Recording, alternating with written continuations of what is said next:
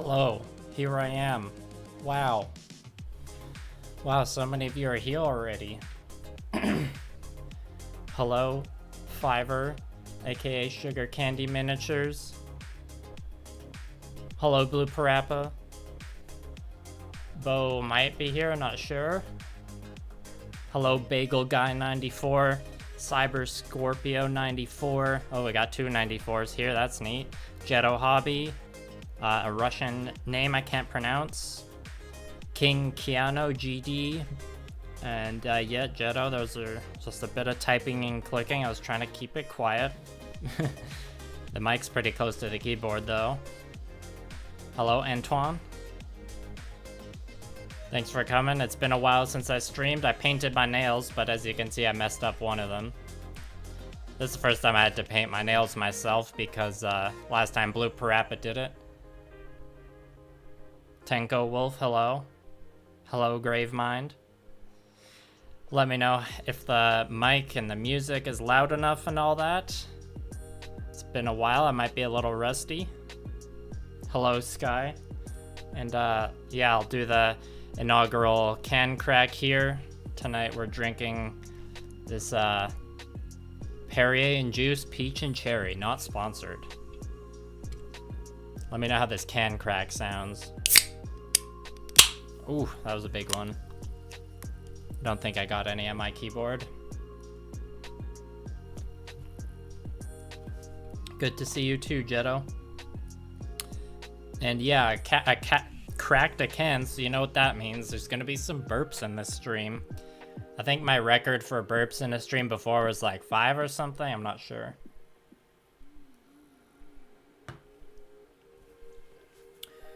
All right. Oh, crisp, good, good, that's what I like to hear. Let me just bring out the pieces of the gunpla here. Let's see what we're working with tonight. I've got it in, what do we have here, 5 pieces? And I've just done a bit of airbrushing, which you probably saw in the whip post I made.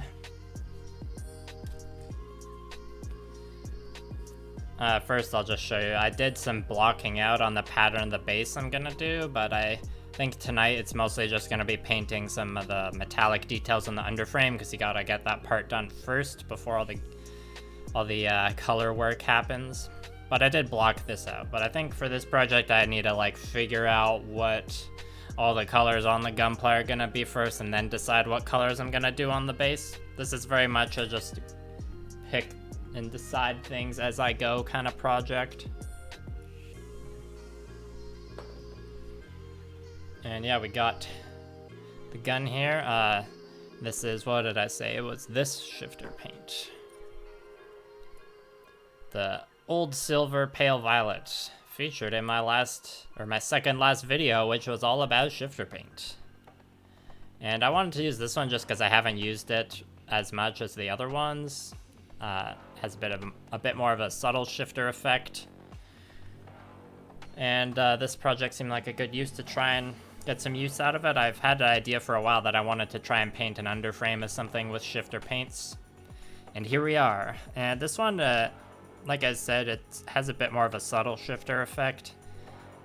And like this one, it's almost hard to tell if it's a shifter paint if you wouldn't even know. It mostly just looks purple. I'll try and like move it around a bit. And yeah, it mostly looks purple, but you know, for this project, I think that's fine.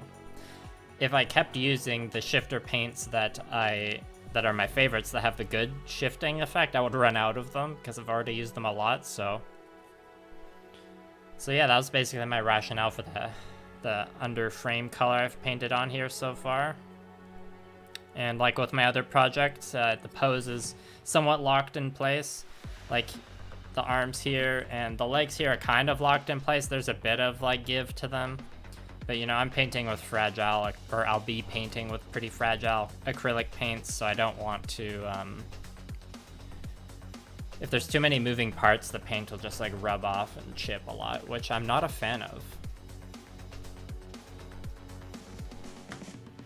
Hello, Royal Gundamist and Dark Jewel GM. Oh, that's exciting. A grimdark Gamma Wolves army. I think Bo was gonna do something like that too. Red would work well for the base. Yeah, red and purple look good together. Red was one of the colors I was considering. I was also considering some greens. And yeah, like I said before, I think we're gonna decide fully on the color scheme for the mech itself, and then I'll figure out what I'm gonna paint the base. Purple. Yes, Antoine. Right, and then the sword here. I'll just give a quick showcase of all the parts.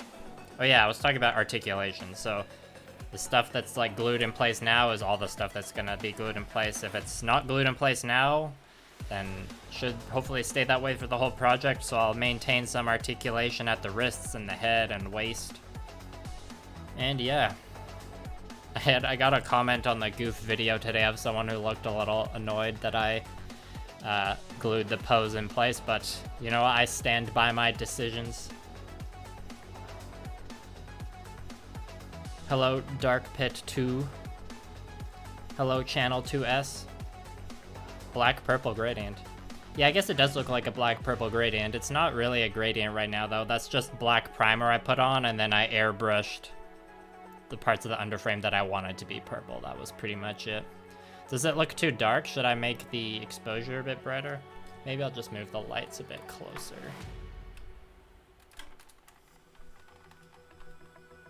Camera's gonna shake a bit. I'm just gonna make it a little bit brighter. Oh, gotta stand up to do this. There we go. Sorry for the shake there. Where do I get my paint, Tanko Wolf? Hello, by the way. Oh no, I already said hello. Or you already said hello. I get my paint from a few different places, mostly my local game store. I got some from Studio G, but I'm not painting with any of those paints tonight. And just the various hobby stores in my area. I'm not loyal to one particular store for my paint.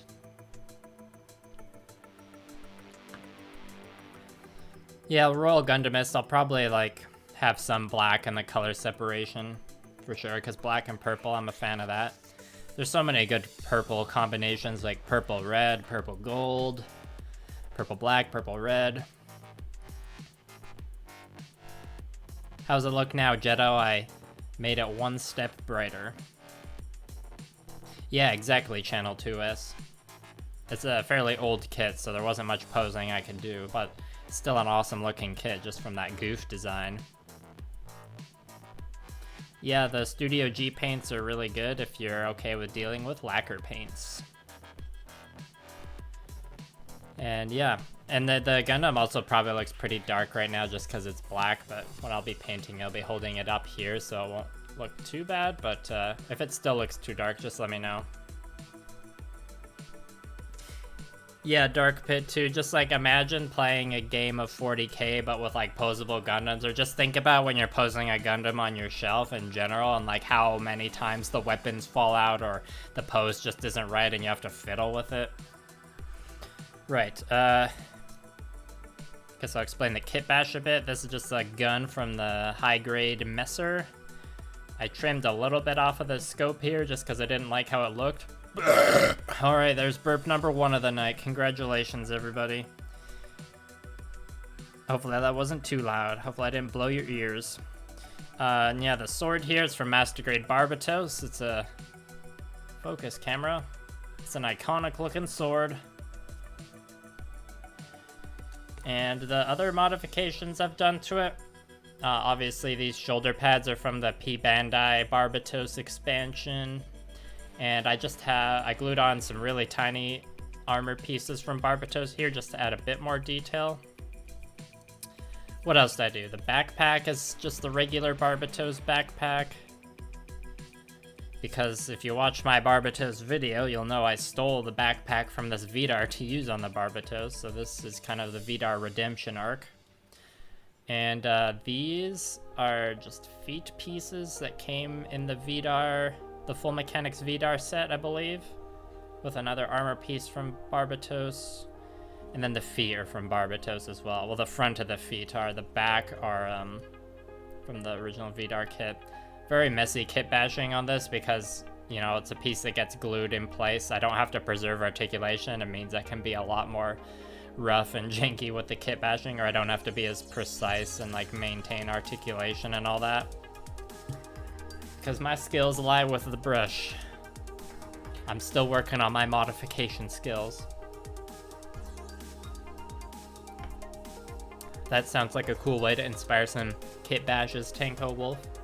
Yes, Channel 2S, the Master Grade Barbatos expansion, the P Bandai one. Yeah, Antoine, purple and cyan would look cool. I don't want to use any cyan on this project just because I've used that color a lot on my Gamma Wolves ones, and this one is painted in the same style as them, but it's not going to be used for Gamma Wolves, so I want to use that as a chance to use some other colors. Yeah, that is nutty, Royal Gundamist. I was surprised too. The Messer is a pretty thick boy though, so. How do I deal with metallic plating? Can you be more specific? You mean like real metal pieces?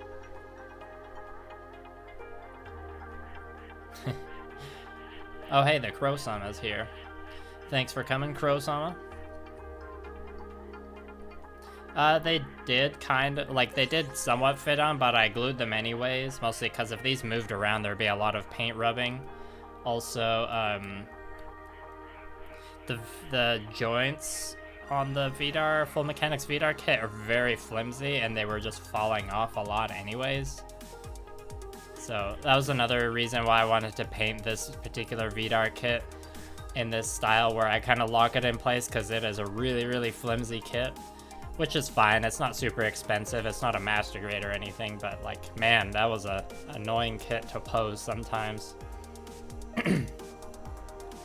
Alright, let's start with the torso. We're just, what we'll be doing tonight is probably mostly just painting metallic details on the underframe, and then giving them a wash, or like a recess shade.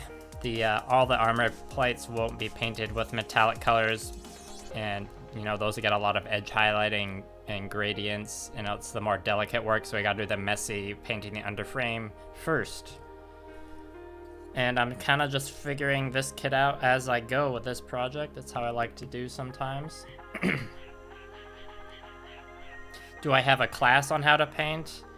Not yet. Tenko, that's something I'm definitely considering. It's a lot of work to develop though, so it's gonna take some time to build that up. Right now the closest thing I have is just to watch these streams, but I appreciate your interest, and that's definitely something I've been considering for a while. And I brought out a nice old school paint here, Mithril Silver. I think I've had this pot of paint since I was 12 probably, and it's still good, I think. And you can see inside there, it looks a little dry, but with some water, we'll be good to go. And yeah, don't have the wet palette out tonight, because it's not really advised to use metallic paints on a wet palette, even though you totally can.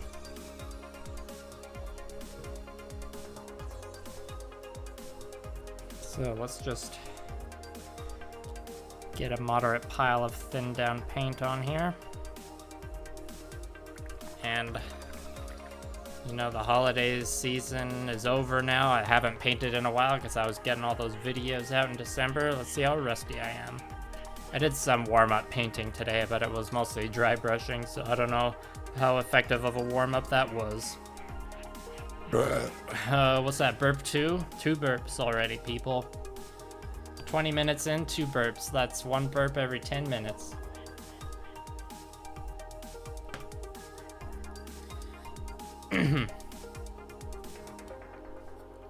I'll just catch up on these messages and then I'll get to it.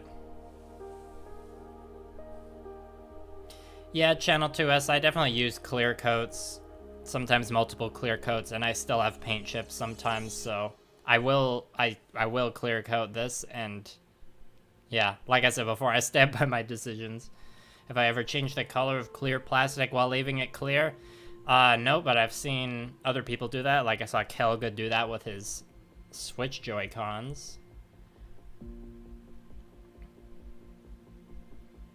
Yeah, Ulf. Uthman ETN. Those 30-minute missions kits are good. I'm sure I'll pick up one of those eventually.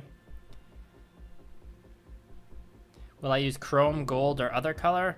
There's gonna be so much color on the armor plates. I'm not planning on using anything other than the silver and purple that's on here, because it might get a little busy after that, but we'll see what happens. I'm very much just going by feel on this one. Also, I should be wearing a glove, but I don't want my hand to get all sweaty. For this stage, it's fine. When I have more colors on the actual armor plates, I'll be wearing a glove in this hand so I don't get my gross oils all over the paint that I put on. Oh, and I primed this with black G paint, by the way. You can see I missed a spot there, but it's fine. Hello, MJRL Hobby Stuff. Thanks for coming. Okay, now I'm actually gonna start painting. Thanks for the patience, everyone. Let's do these tubes here before all the paint dries up on my palette.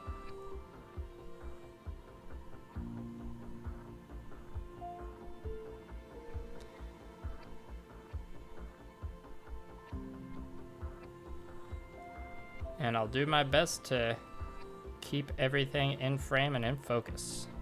Sometimes I can get in the zone while painting, you know how it is. Also, I need to move the water over here.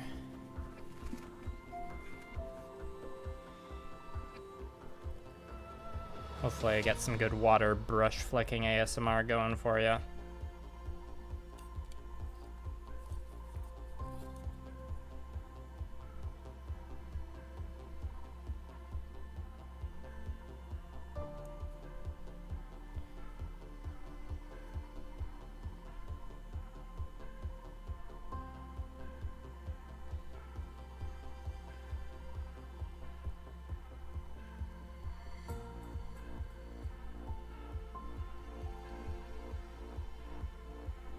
And like with most painting in general, I'll probably end up doing 2 thin coats. So that's just general good practice.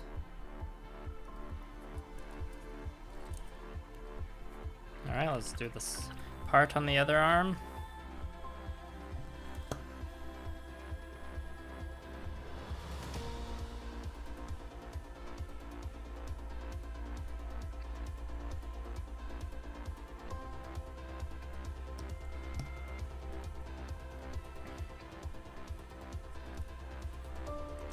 Burp ASMR? Did you hear the 2 burps I already did, Dark Jewel?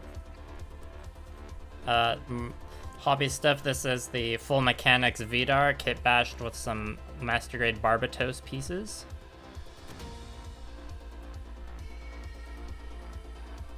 Channel to us, I don't know, I just kind of like letting the paint cake up over the years.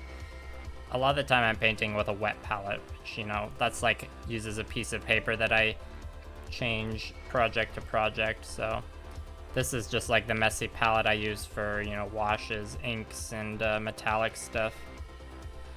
And yeah, it looks nice and gross, and it's got a bumpy texture from just years of paint. Maybe one day I'll get video footage of like peeling off the layers of paint. It's caked on there pretty good though.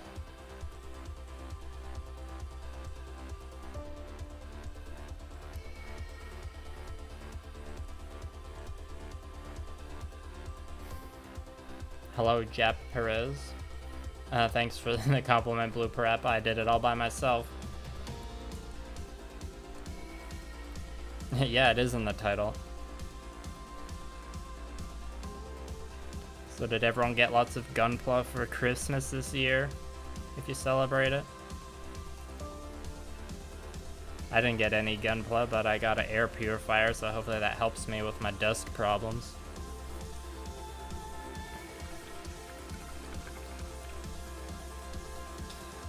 And let's see, for the elbow pieces, I think I'll probably just paint this middle stripe silver and just leave the rest as is. I think that's what I'm feeling.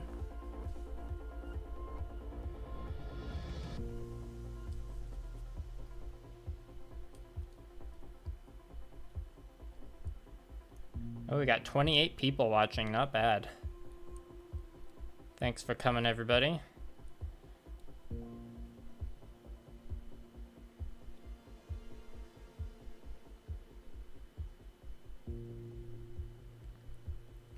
Oh dear, I was out of focus there.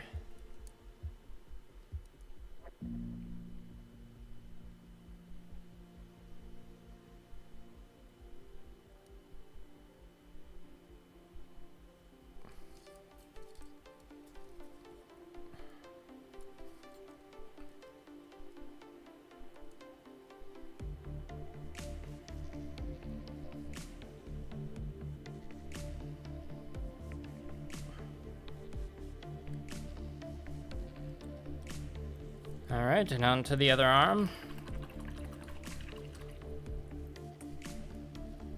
Damn, Riven Dark, that's a good haul. That's right, dust is a never-ending battle. At least I haven't managed to paint my own beard hairs into any models recently. That's definitely happened before when I wasn't paying attention.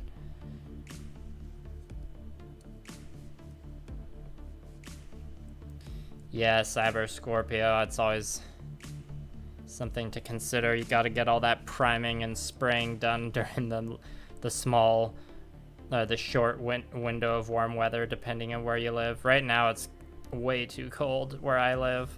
I barely leave the house.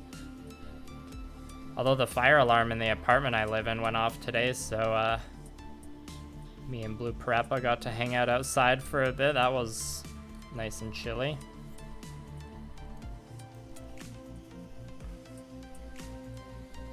But it wasn't a real fire, thankfully. Otherwise, I wouldn't be streaming tonight.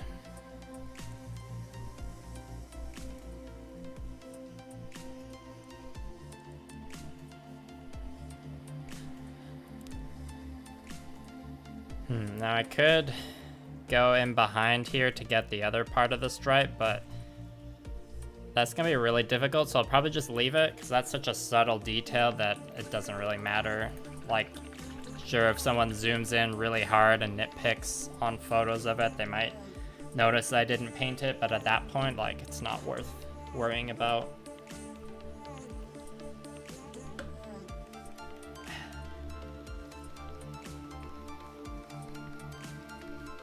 Well, paints is always a good gift too, Ethan. Megatron from the IDW comics. Cool. I'm sure the purple definitely contributes to the Megatron vibes. I think I'll probably paint this one little ring here silver as well. Let me take a quick look at the hands here, actually.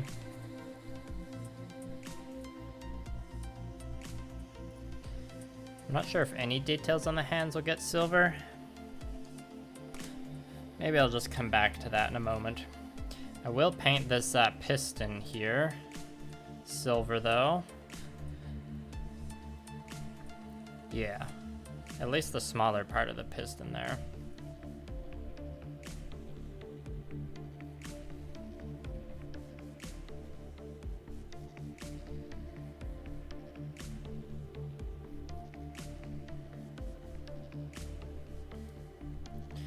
That's right, Fiverr. I mostly got boring practical gifts this Christmas, like socks and clothes and gift cards. I ain't complaining though.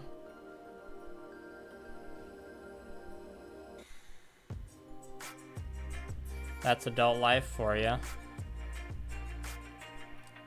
To be fair, I don't... I asked for some nerdy stuff for Christmas. I think it was mostly RPG books. Didn't get any of those, but that's fine.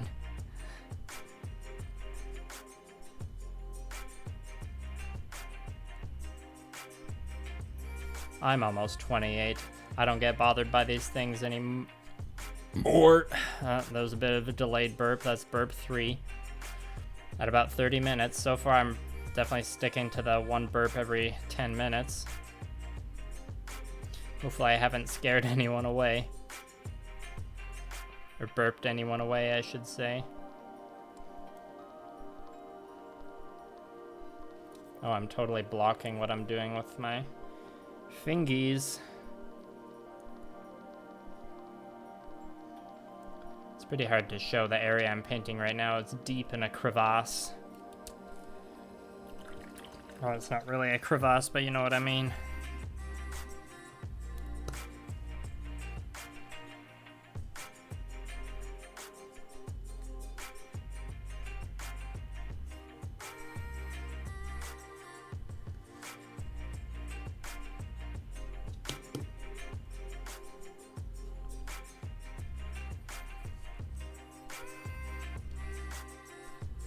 Okay, let's try and dot this really tiny, or these tiny circles here. See if I can pull it off. If I mess up, that's okay. Need to wipe a little bit of paint off the brush though. Maybe get a smaller brush.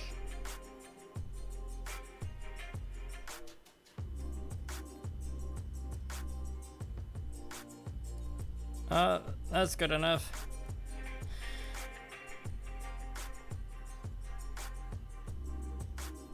Ugh. Gotta hold my breath for those.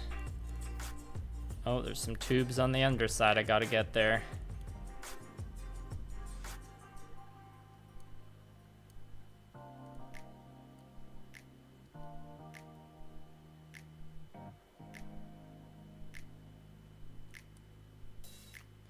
Sorry, his other arm's blocking what I'm doing there.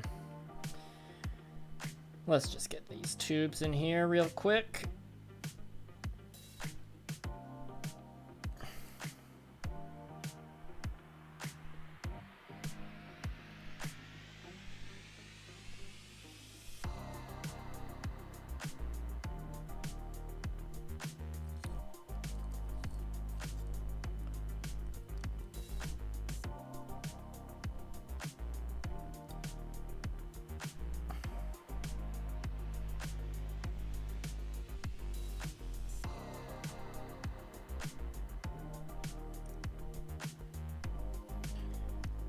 All right, on to the other arm.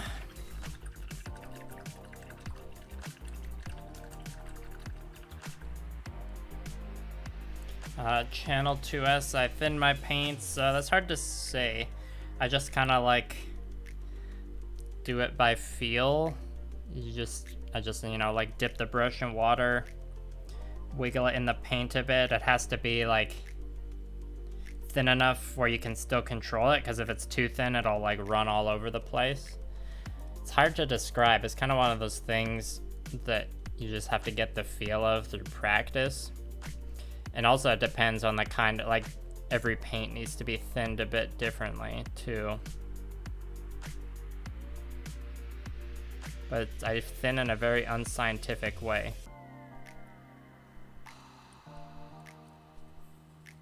Yeah, I totally get that, Sizzle. I like didn't give any gunpla suggestions to my family either, because it would be confusing. It's easier to just say, like, just get me a gift card to the gaming store or something.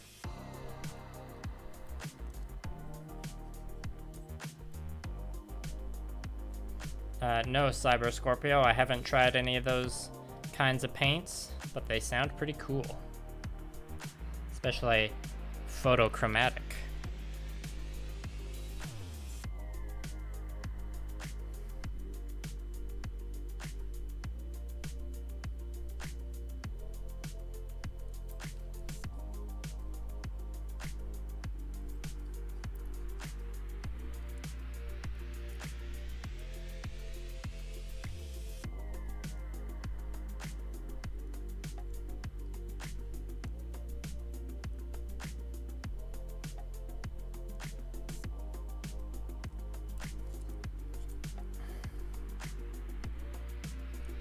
I think I will have to break out another metallic paint at some point.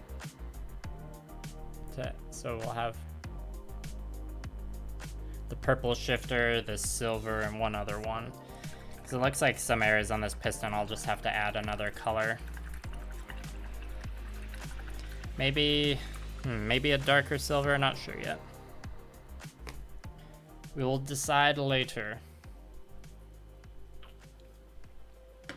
Thanks, OP Hawk. I did them myself this time. As you can see, I messed up one of them. It was my first time painting them myself, because Blue Parappa did it last time.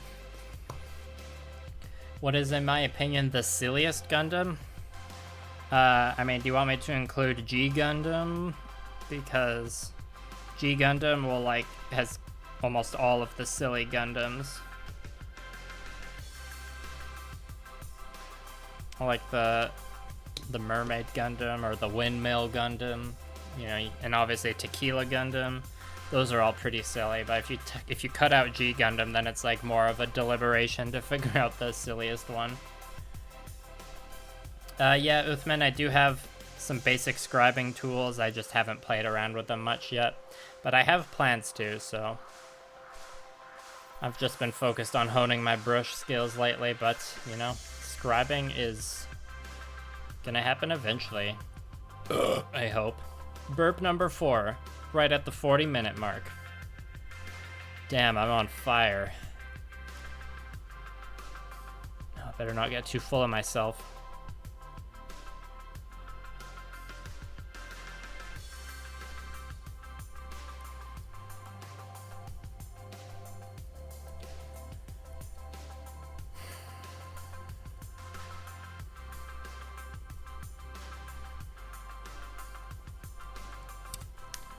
Did I get all the metal dots? Yeah, pretty much. Okay, there are some tubes way in there I could try and get, but that area is just so deep in the recess, I don't even know if I want to try. There. Let's move on to these tubes at the back. Those are obvious enough that I'm definitely going to paint those.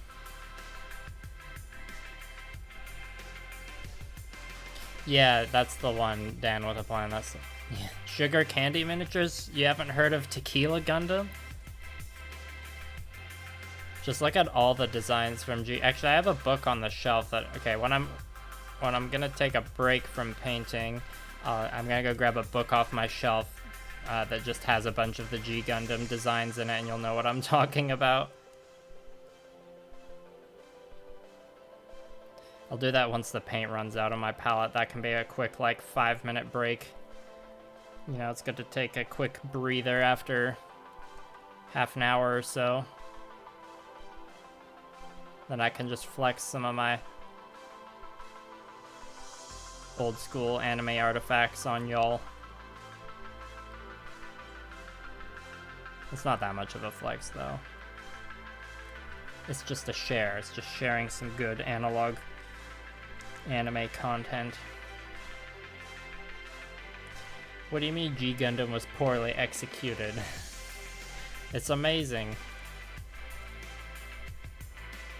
I mean, when I first watched it, I didn't think it was good, but then it really grew on me. When I first watched it, I wasn't really into gunpla, so I've recognized my mistakes and now recognize it for the masterpiece that it truly is. You know I'm gonna buy that new real grade Gundam when it comes, or real grade God Gundam when it comes out.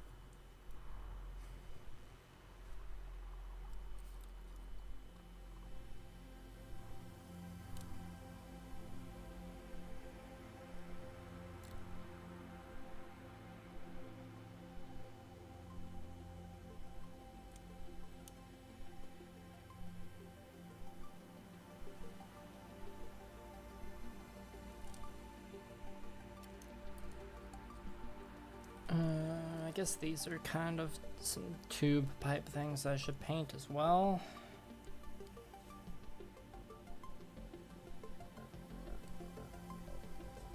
G Savior, I haven't seen that one.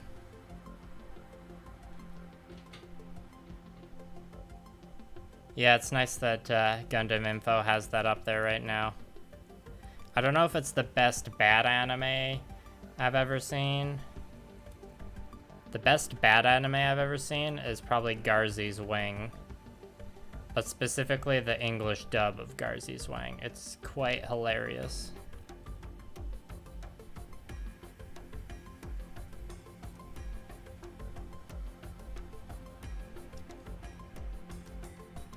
G Gundam is probably like the most fun Gundam show. Because, you know, it's one of the few Gundam shows that isn't like war is bad. There are bad guys on both sides of the war. War never changes. Also, look at these cool mechs. Buy our product. Alright, I will be back in 30 seconds, everybody. Don't go anywhere.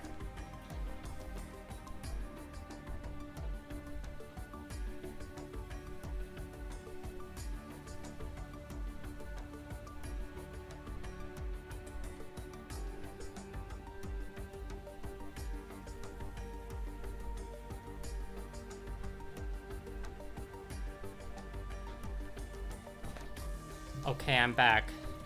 I found the book. It was thankfully it was where I thought it was. I got this at a flea market a few years ago.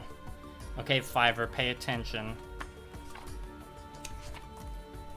I'm gonna flip through this quick because it's a painting stream, not a show off the book stream. We got Rising Gundam, Gundam Maxter, Dragon Gundam, Gundam Rose, Bolt Gundam, Shadow Gundam, Nobel Gundam. Some of you might recognize this one.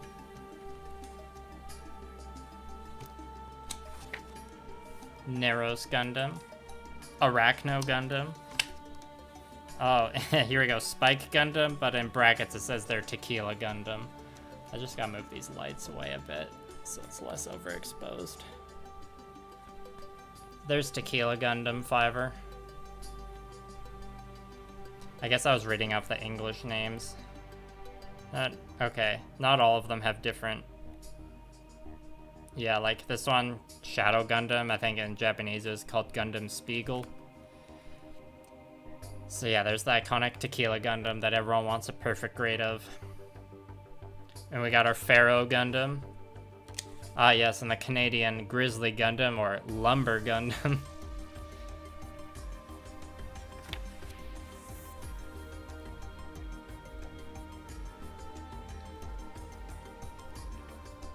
Yes, IBO is worth it. Yeah, Gundam Virtue is pretty silly, I can get behind that. Mirage Gundam. Ah, here we go, Zeus Gundam. It's got a beard, that's pretty cool. I think this one might be my favorite. Hurricane Gundam, aka Nether Gundam, you know, from the Netherlands. I mean, just look at this transformation, it's totally epic.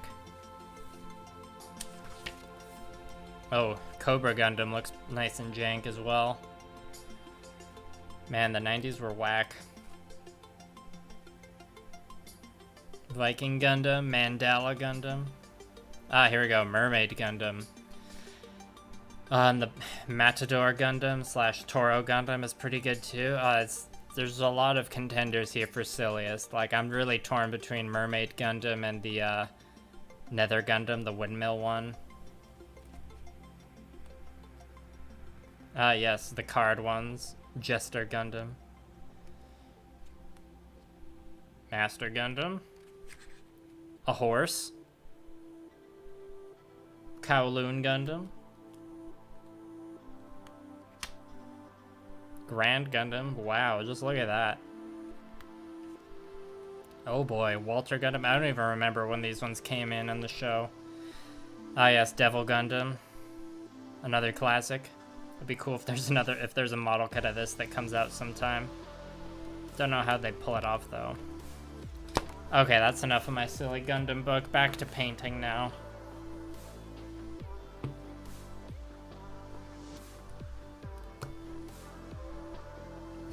OP Hog, that's the thing. A lot of Gundam shows have lots of stuff in between the actual Gundam fights and action, like politics or character drama. So many Gundam shows are like that. You just gotta learn to love it. Like the part, in IBO where just in the middle of the fights, Barbatos goes back to the ship to refill his ammo, and so Mikazuki can get a sandwich. And eat the sandwich in his cockpit. Alright, let's paint some of these hydraulics here. Got a bit too much paint on the brush though.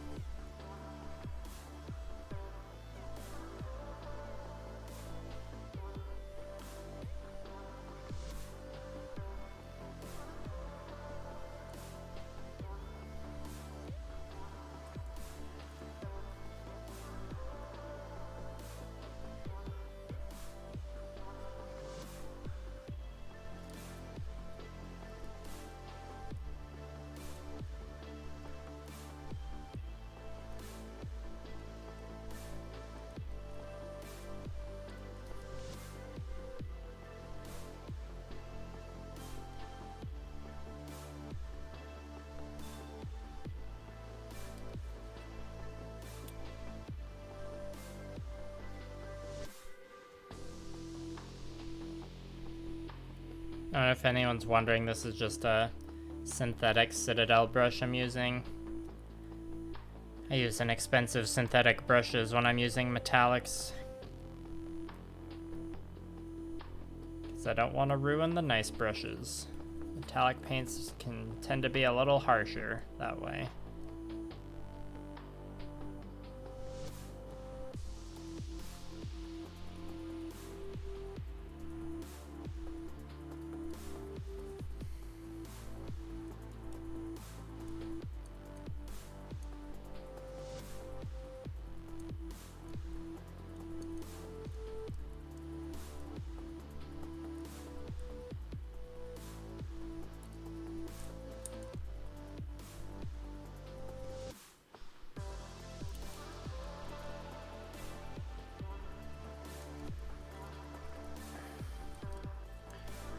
And then let's paint the inside here a bit. Or the inside of this circle, I mean. Carefully now. Oh, messed up a little bit.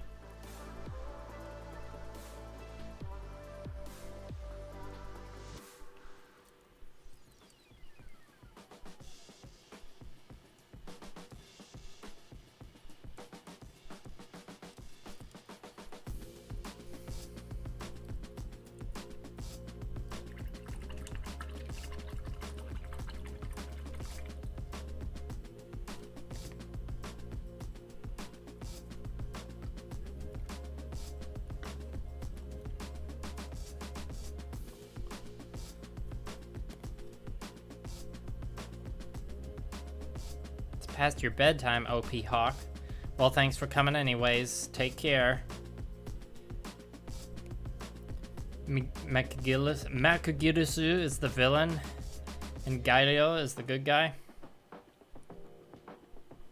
I mean, one of the things that's cool about Iron-Blooded Orphans is the protagonists of the show are kind of like the bad guys of the setting, depending on how you look at it.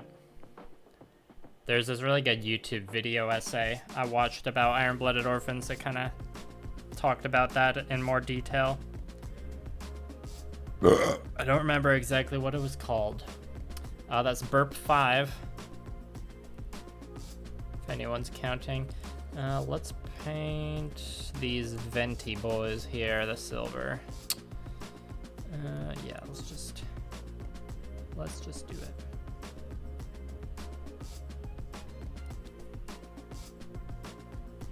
I think before I finish off the silver, I might decide on what the second metallic or third metallic color I'm gonna use is.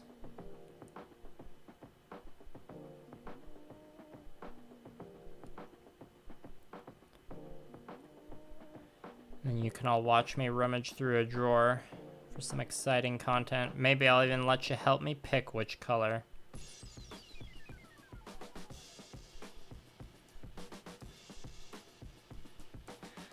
If it looks bad, I can always paint over it.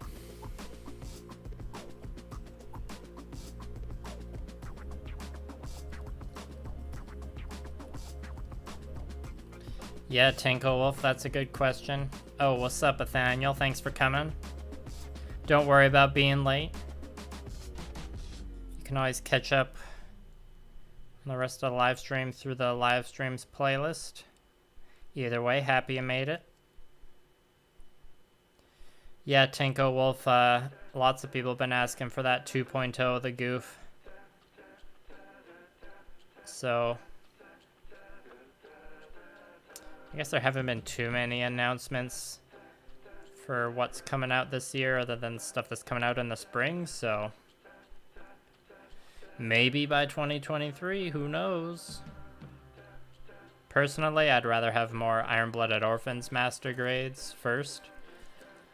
But heck, I won't say no to a Goof Custom 2.0. I know a lot of people would just be real excited about that.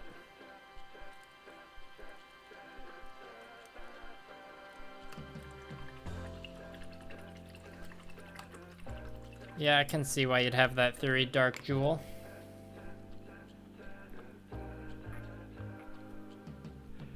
Oh, why hello, 2 days build models. Yeah, this is the full mechanics Vidar. You've been building it too?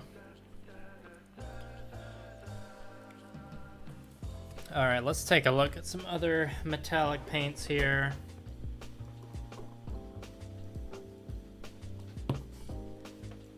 Pull out a few here and deliberate live on stream. Not that one. I want to use paints that I haven't used much before. Definitely not that.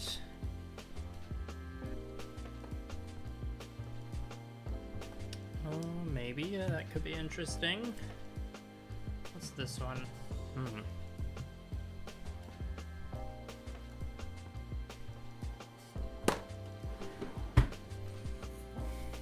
Alright, I'll show you what I pulled out. We've got Tinny Tin, Gunmetal Blue.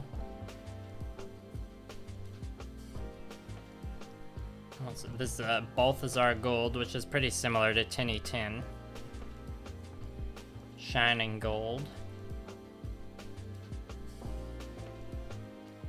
You'll get 3 Master Grade Goof 2.0s.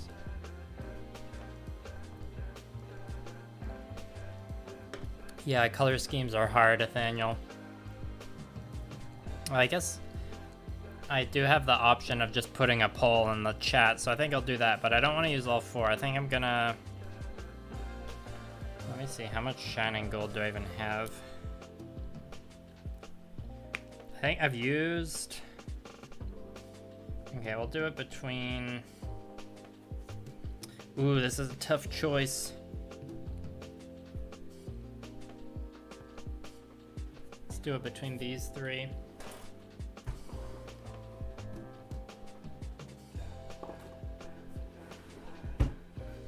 Okay, I'm gonna type in a poll here for the 3rd metallic color.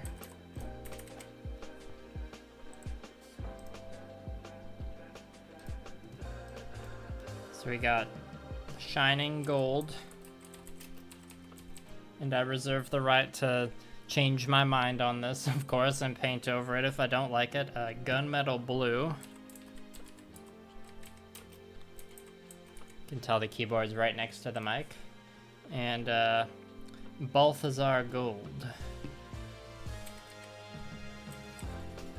Actually, I think I'm gonna change it to Tinny Tin. It's similar enough, and I know this one's a little hard to work with. Last minute change here. Ooh, where'd I put it? There it is. I don't have any metallic red, but I might use red on a different part of the mini. I'm asking you, the community, to vote on my poll. Did it work?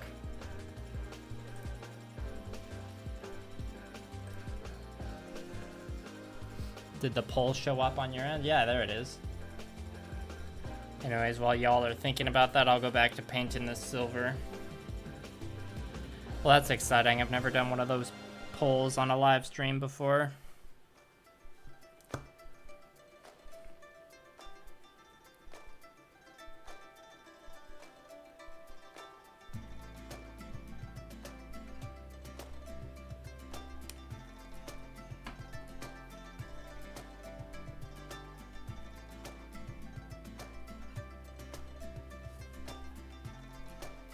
I guess I'll keep these on screen so you can see them. That might help.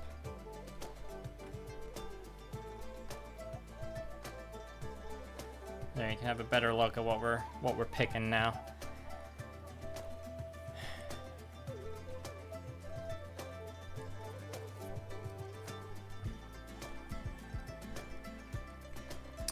All right, and these areas will definitely get painted over with some other metallic, so I don't have to worry about being a little messy and getting it on the black, which is always nice.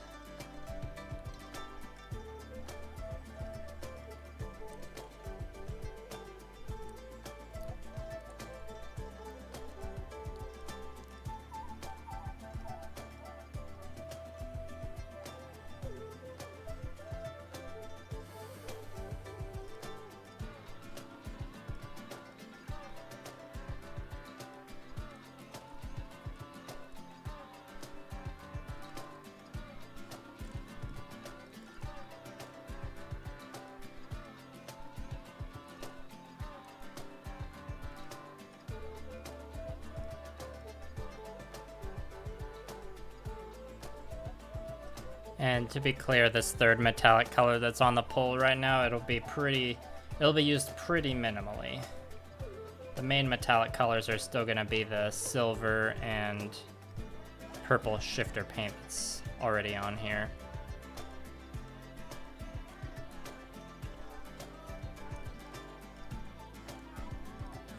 And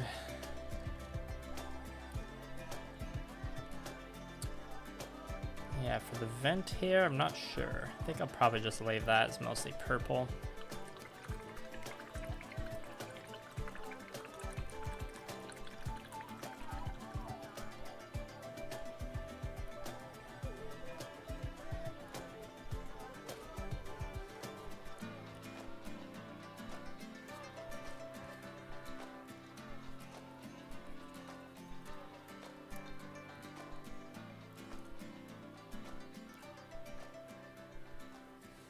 Now let's see where this pole's at now.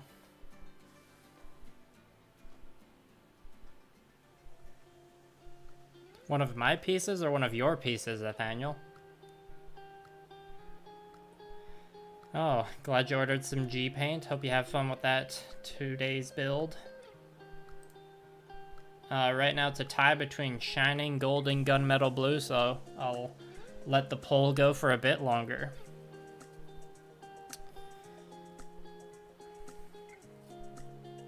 I think I need to switch to the legs for a bit before I finish that.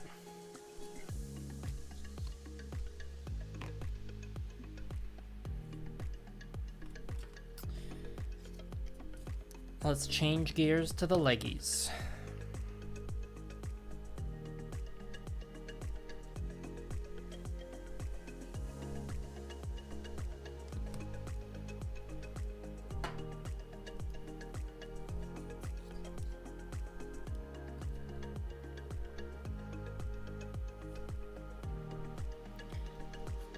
Sorry to hear your piece cracked, Nathaniel. Hopefully you can fix it.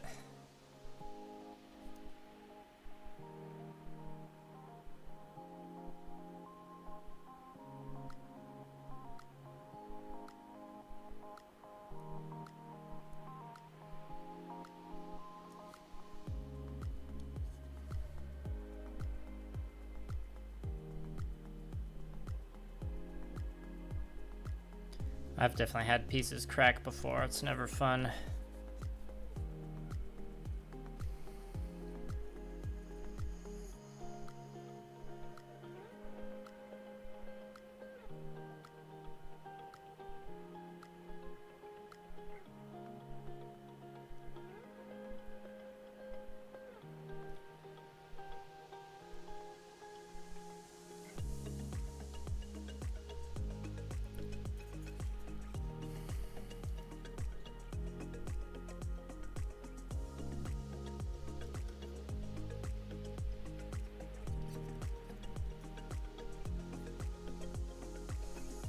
And yeah, as you can see here, once this is dry, I'll have to go back and give it a second coat.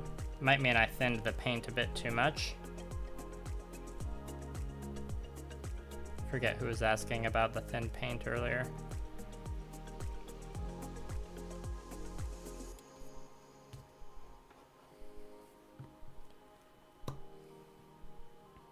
Alright, thanks for coming, Fiverr. Appreciate it.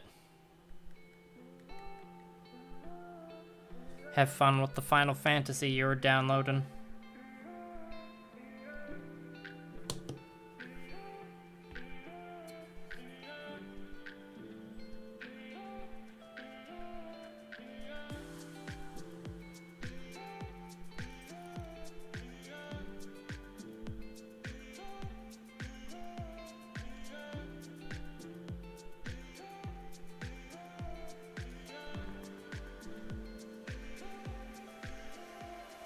I'm feeling like the gunmetal blue might be the one I go with, just because I'm gonna have lots of yeah, no, that color is it's a little spicy in the sense that I don't really know, like, it's a little out there, so I might not know if it'll work until I try.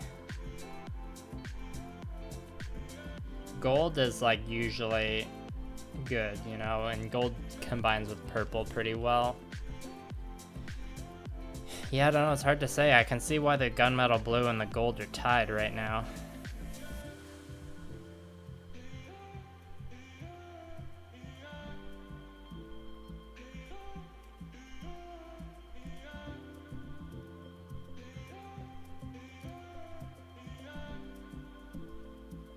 Can also see some areas I didn't sand super well on this part of the model, but you know, that's just how I roll.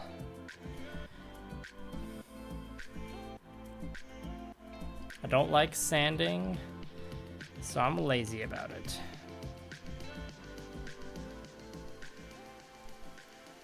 You got a Switch and you're loving it. What you playing?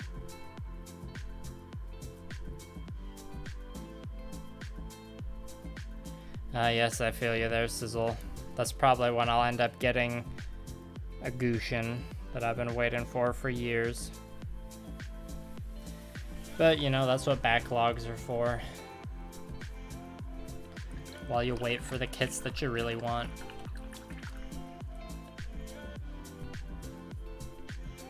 Oh, Shining Gold's pulling ahead.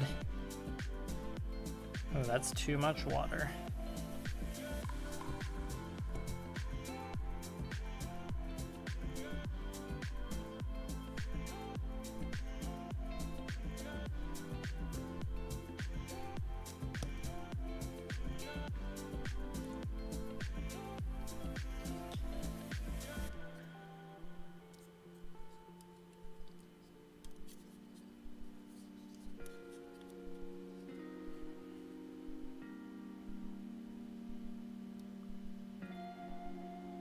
Hopefully this isn't too thin. No, we're good.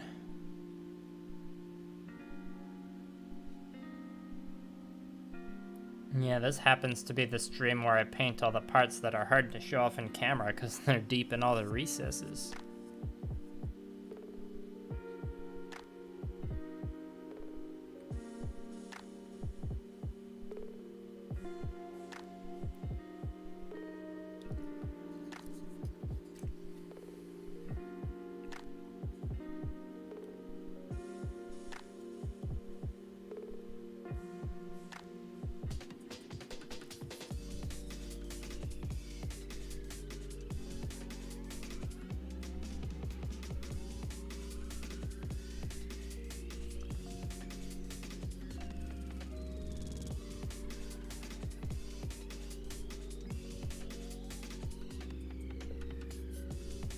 Breath of the Wild, nice.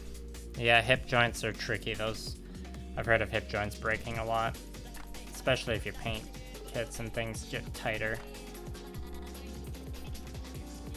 Industrial version RX-78 too. Yeah, the blue will complement, but you know, so will the gold. It's a hard choice. That's why I made a poll. Sorry, Tinny Tin, you're in last place. Tinny Tin isn't quite a badass mecha sounding color, is it? Hordes of Leo high grades? That's funny. It's funny just because it's the Leo. Just put a fancy hat on the Leo and then you get a tall geese.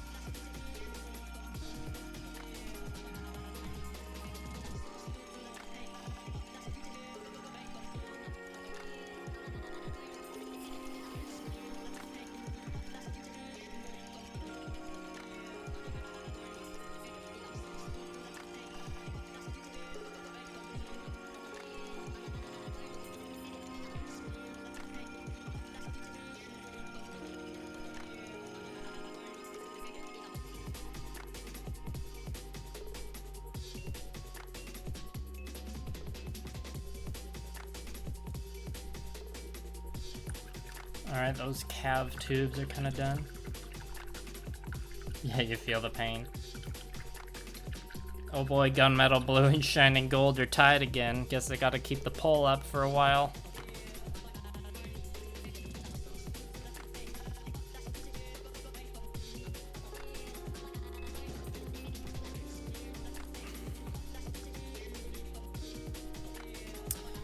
let's paint these details on the knees next.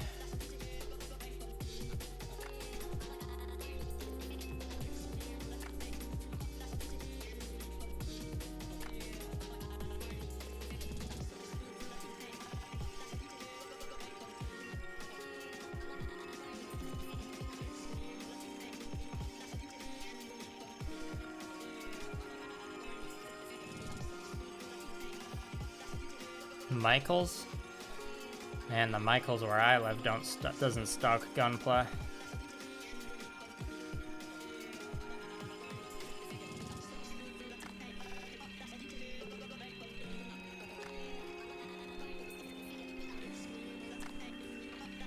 Yeah, my brick and mortar stores, now that I think of it, I don't know if I've seen a Leo on the shelves. Interesting. Yeah, I didn't think Michael's even stocked gunpla.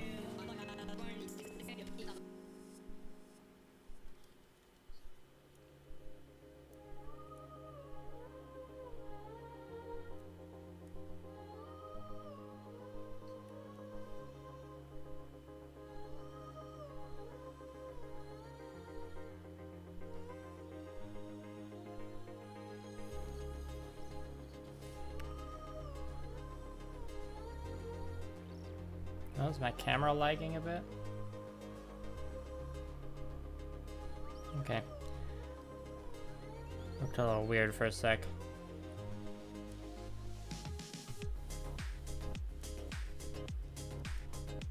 Yeah, Target. I've heard of Target stocking gunpla. I live in Canada though. There used to be Targets here, or like Target tried to get into the Canadian market and then just backed out. Didn't go so well for them apparently.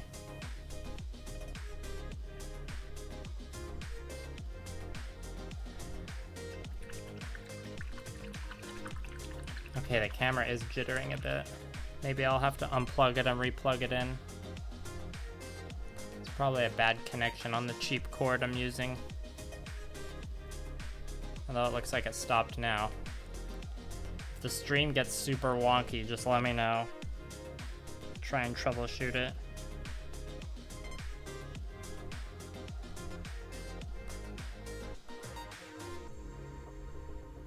Yeah, car models. That's all I've ever seen. Like stuff like that, or like a model of a tank or the Starship Enterprise. That's what I'd think of being at Michael's. You know, normie stuff. Not that Star Trek is normie. Although I don't know if model kits can be considered normie at all. Not that there's anything wrong with being normie, I guess. I just don't see myself as one.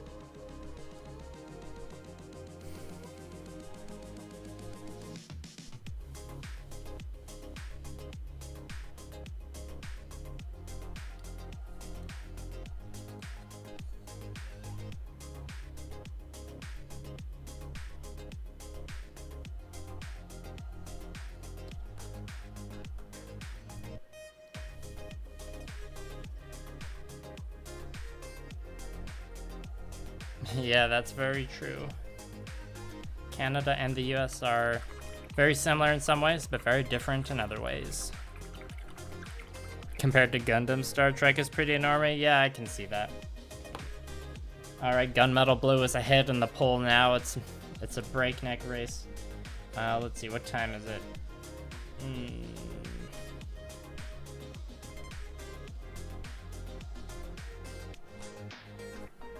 Yeah, we'll see what happens with Gundam once the live-action movie comes out, and once we find out if the live-action movie is any good. Alright, what am I gonna paint silver next? Oh, we got some hydraulics at the back I could grab. Those are gonna be pretty tricky to get at, though. Let's just put a bit of Gunmetal Blue on the palette and see what it looks like, although this one really needs to be shaken, so just bear with me here. I think there's a mixing bowl in here, but I've barely used this paint, so it might even be stuck in the nozzle.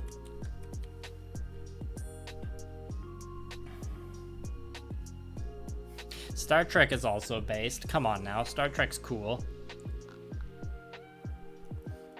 I'd rather watch Star Trek than Star Wars these days, if I'm being honest. Oh yeah, just look at this. It's all separated.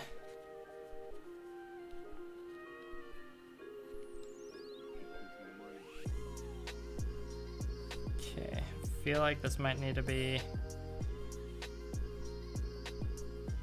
mixed even more. I also need to grab a toothpick and just make sure there isn't anything stuck in it.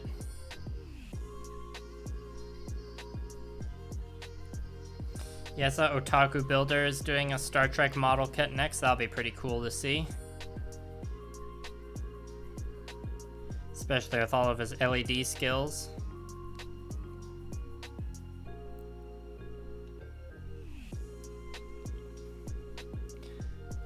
Alright, let's just shake this a bit more. I heard Star Trek Picard wasn't great. I always have a soft spot for Star Trek Voyager because when I was in junior high and I would get home from school, that was what was playing on TV.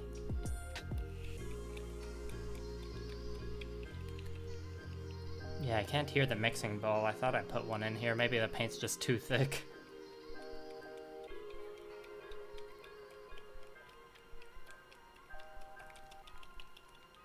Yeah, a lot of stores will stock GW stuff now. GW is getting bigger and bigger.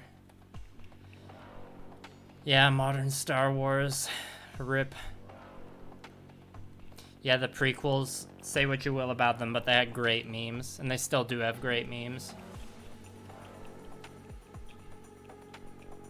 Why, thank you, Ted. Nathaniel, depends on what the armor color is.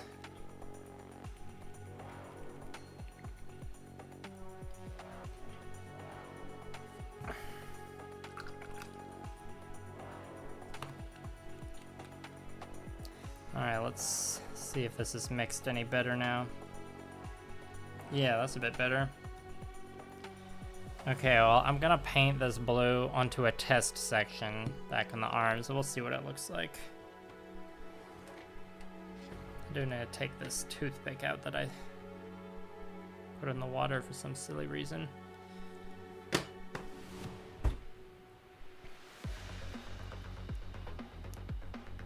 Let me check the poll. Okay, Gunmetal Blue is solidly in the lead, so let's go for it and I'll do a test, and then we'll see if I'll hold myself to the results of the poll. It does stick with my thought process of using paints that I don't use that often on this project, but this blue is pretty bright, so might get a little funky. Okay, well, we'll try these pistons back here. I guess I should end the poll now. Hello, Don. It's going well. Just experimenting with color schemes.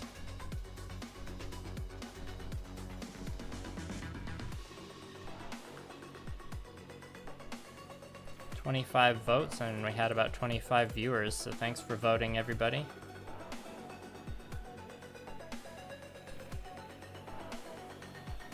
This Gunmetal Blue is a nice blue color.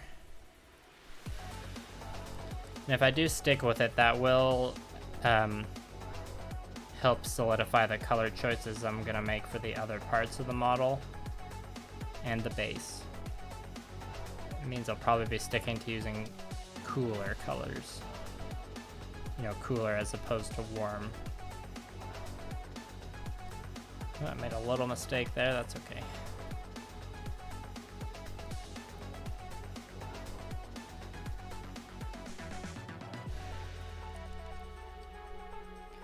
Sorry if any of you came to the stream expecting some gradients and edge highlighting. This project isn't quite at that stage yet. Gotta take care of the inner frame first. We'll get there, though. Not tonight, but we'll get there. Or I don't think tonight. We'll see how much energy I have for streaming, but, you know, it's a 1/100 scale model. It's gonna take time. This ain't no SD. You know what? I don't hate that. I'm gonna keep going with this metallic blue.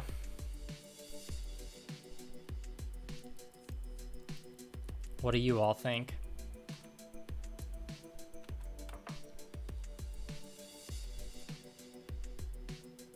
And I'll catch up on the messages soon.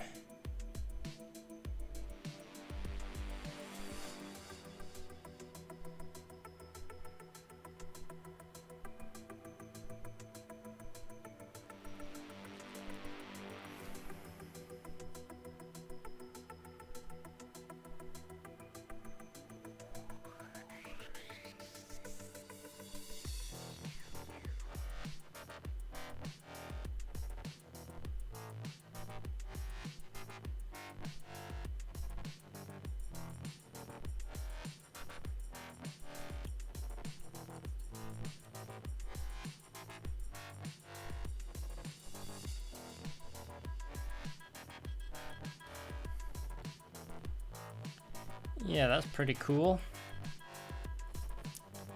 Let's keep going.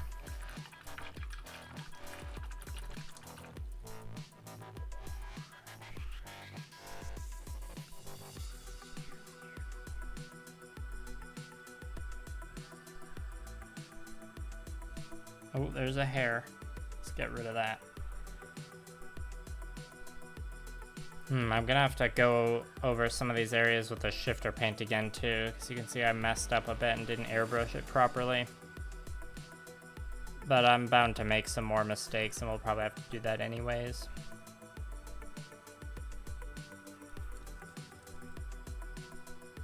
I will catch up with the chat once I'm done using up the paint that's currently on the palette.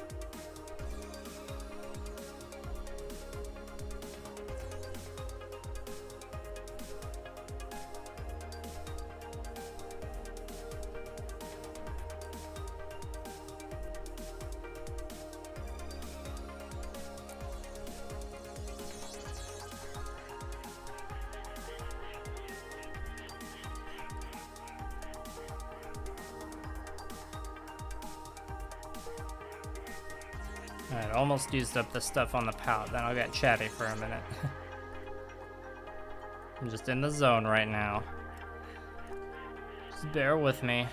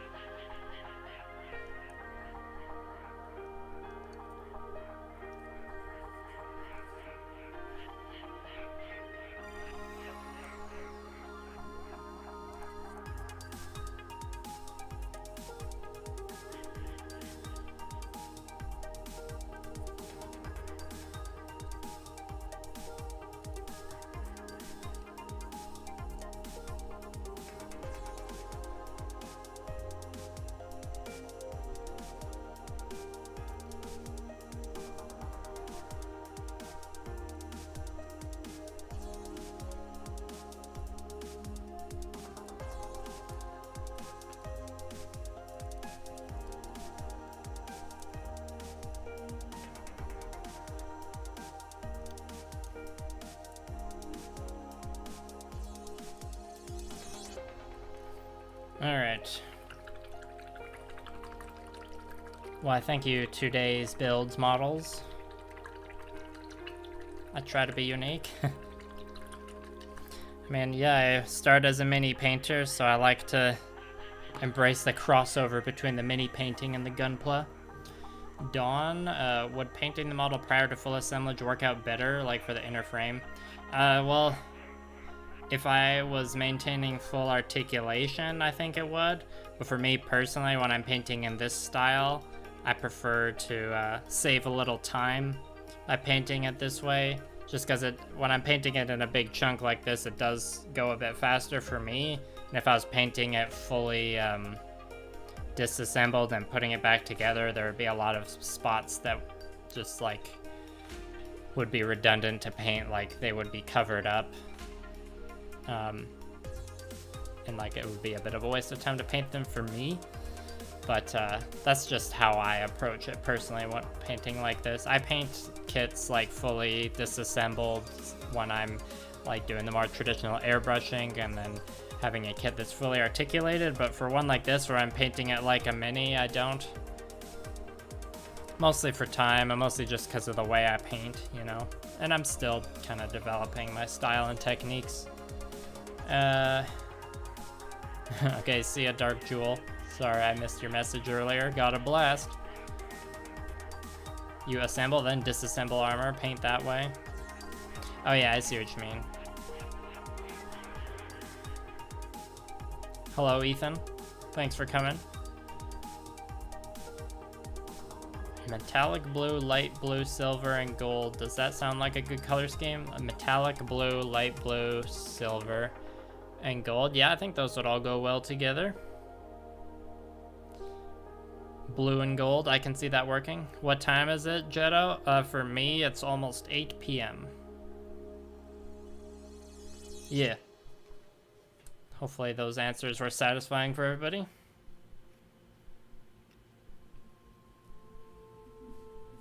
And paint a bit more of this, and then I might just take a quick, like, 2-minute stretch break. Only been painting for an hour and a half though, so I'm still gonna stream for a while longer. It'd be nice to hit at least 3 hours tonight. Should have the energy for that, but we'll see. I don't want to push myself too hard. It's been a while since I streamed, you know. Have I decided on my next Gamma Wolves project, Ethan? No, but I've got a couple in mind. I'll let y'all just keep guessing. I don't know if my next video is gonna be the Gamma Wolves project or not. It might be, might not. You know me, I like to keep things a mystery. I think I will paint this part the metallic blue as well, just to keep it consistent.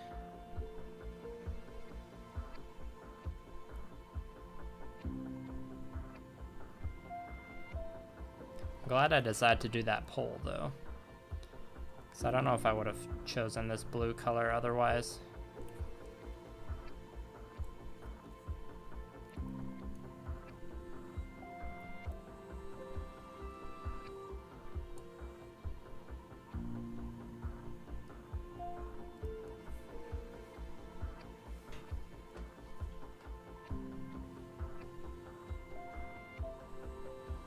$2:50 a.m. Jetto. You got some insomnia going on?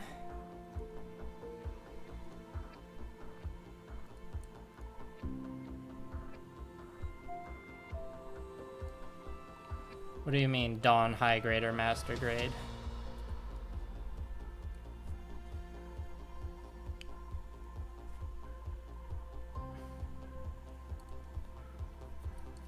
Oh, Dawn the person. Okay. You're just thinking about customizing a Vidar for Gamma Wolves. Nice. This one isn't for Gamma Wolves, but I am painting it in my, like, Gamma Wolves style, which I'm referring to as Model Mayhem style now. Because, you know, hashtag branding.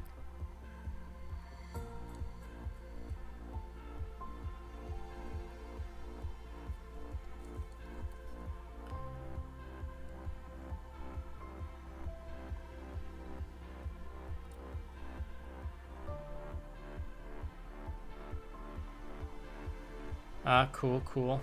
Burning the midnight oil, I see, Jetto. Blue Parappa enjoyed my cameo in your latest video, by the way. Made her laugh. Made me laugh too, of course.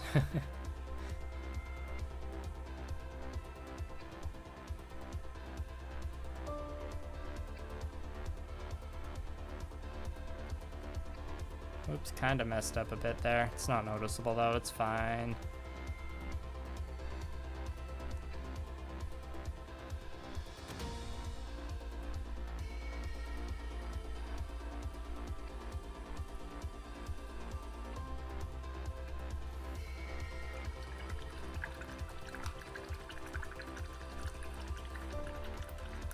What scale the next Gamma Wolves is gonna be? The next Gamma Wolf scale is gonna be 1/144th scale.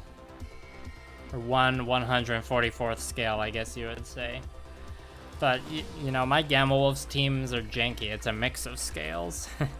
Like when you put the pansexual Wing Zero Gundam next to the Barbatos, it looks so tiny. But that's because the Wing Zero in general is just pretty small. And, you know, depending on what terrain I put on the gaming table when we play, the scale will just get even more messed up. I don't care too much about scale, to be honest. You know, it's a game with mechs. It's not gonna be realistic no matter how you spin it. I just want to paint whatever models I want to paint and game with them however I want to game. That's how it should be. I got nothing wrong with other people adhering more strictly to scale. Okay.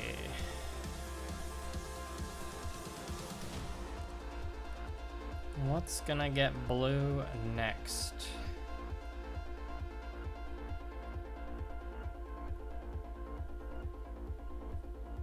Perhaps this little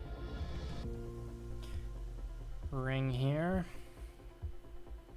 around the wrist. I think I'll switch back to the silver soon and just finish blocking out all the parts I want to be silver. Because I need to start finalizing this color separation and stop just switching to different pieces willy-nilly.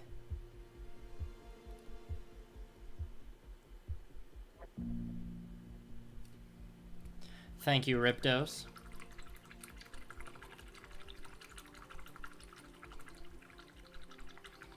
Don Calypso, I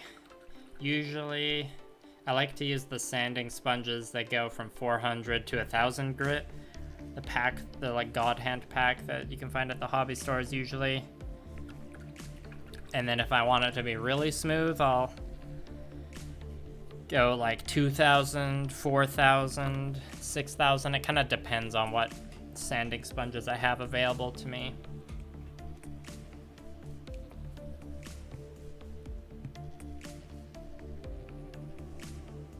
Oh, that's interesting, Dawnbreaker. I'll probably pick up that Barbatoros eventually. I don't have any ideas for it, but, you know, it's a horse Barbatos. I gotta have it. Techno Glow does have a glow paint and photochromatic pigments. Oh, okay, yeah. Pigments, those are hard to use. Am I gonna keep making Gamma Wolves after this model?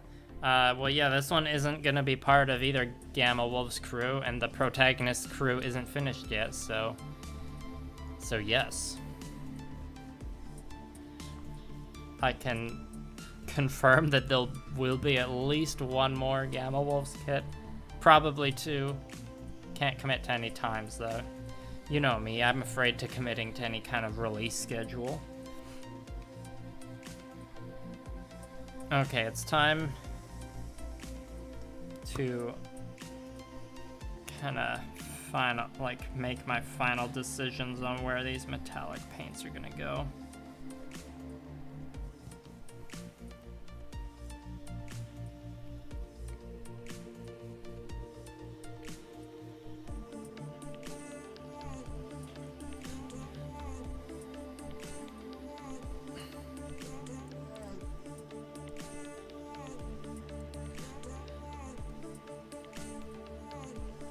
You can see this part was not sanded properly, but it's gonna be fairly obscured by the when the hand piece goes on, so I'm not worried.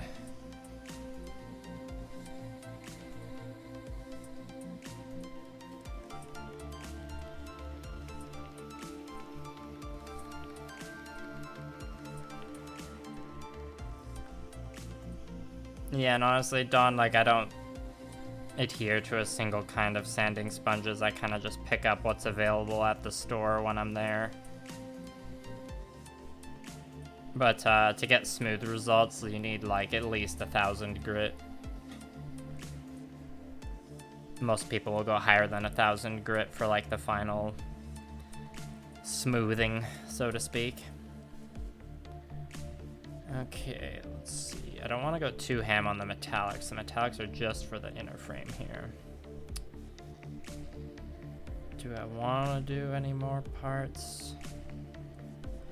Like, I could get up in here, but like as soon as I start painting any of that, then I'll feel committed to like do the inside of all of that in metallic, and that might not be worth it. It might be better to just hit the parts that need it with some black. I will paint this little bar here metallic though. That'll look good with the silver.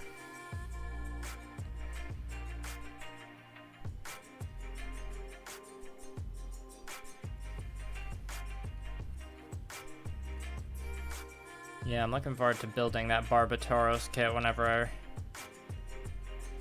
get the chance to, because it should be fairly unique. But yeah, definitely one of those kits where I see it more as like good kit bashing fuel than like a complete kit that I want to have on display. It's more like, ooh, those pieces look useful. But you know, I almost always straight build my kits first and just kind of check them out of box and see what they're like. Maybe leave it on the shelf for a bit before I decide what to do with it.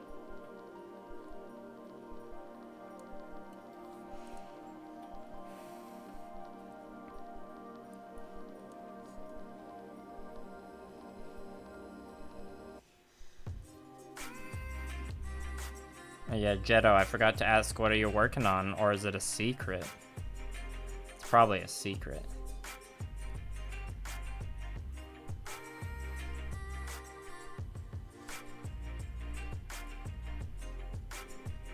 And that paint's a little too thin, or it'll just need another coat.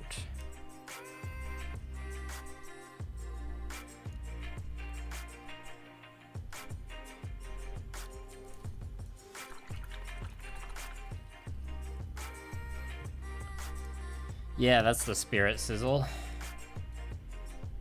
And backpack adapters are useful.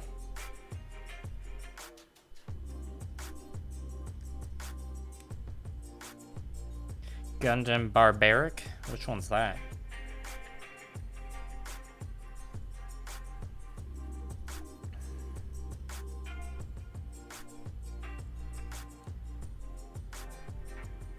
Okay, let's get deep in here and paint these tubes.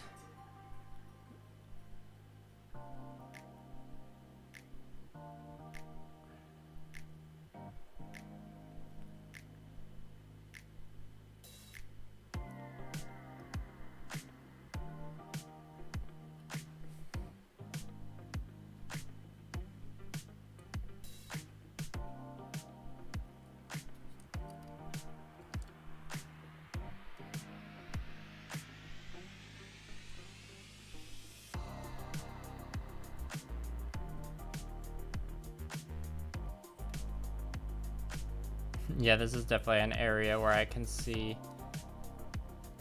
the argument for painting it in sub-assemblies more. Too late now, though. I'm committed. Well, thank you, David. And thank you, Ted. There's a reason we frequently collaborate. And by collaborate, I mean, like, I just Like, hey, can you appear in my video again, please? I need you to read some jokes. I need you to break up the monotony of my monotone voice. I'm glad you all appreciate Blue Parappa's continued appearances, though.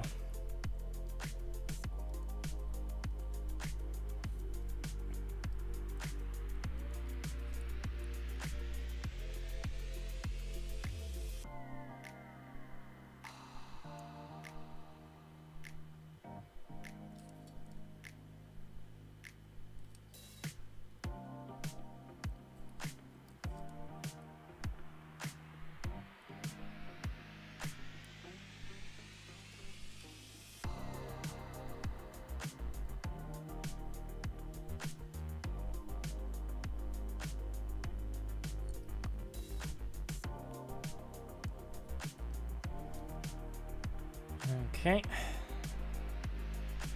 These pieces silver.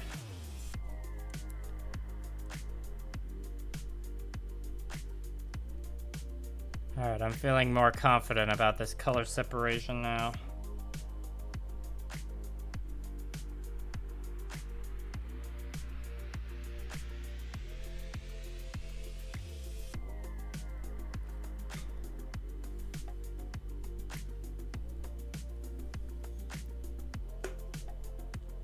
Oh, I let that drink get a little warm. Totally forgot about it.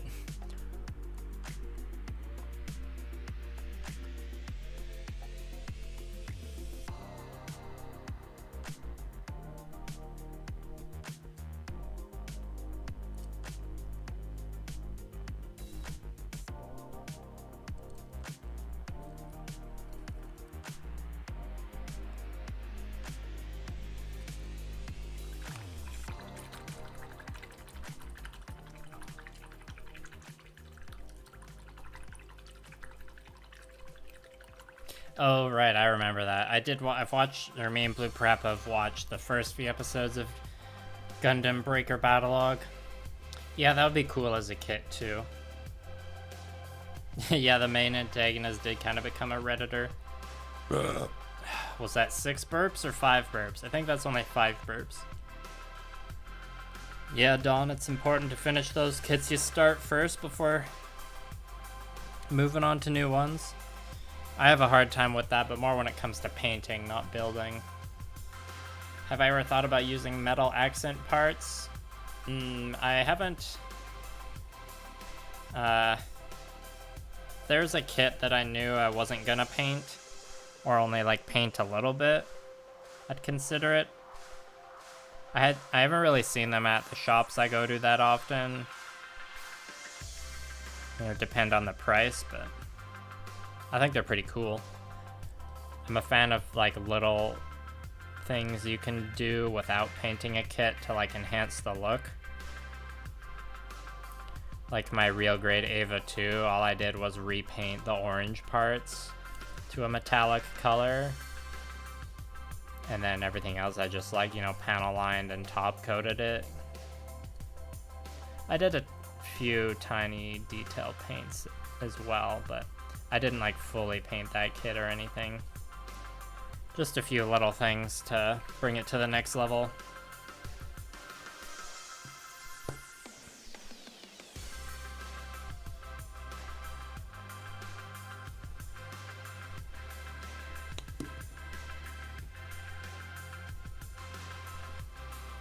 And I should say it's bad form to dip my paint in, or dip my brush in the water and then put it in the pot. I'm mostly doing that because it's a really old paint and I don't mind contaminating it with a bit of water to just like keep it hydrated. If this paint was like or if this water had like a bunch of other colors in it, like brown or red or something, I would try and avoid doing that.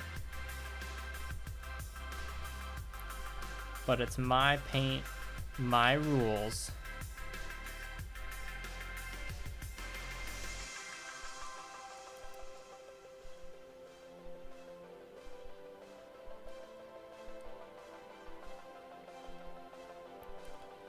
Alright, let's tidy up this with another coat here.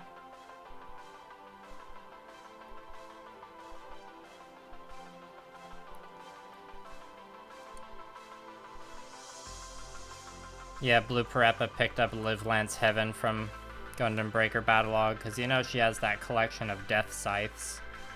Always a fan of Death Scythes, so she immediately upon Live Lance Heaven being announced, she knew she needed it.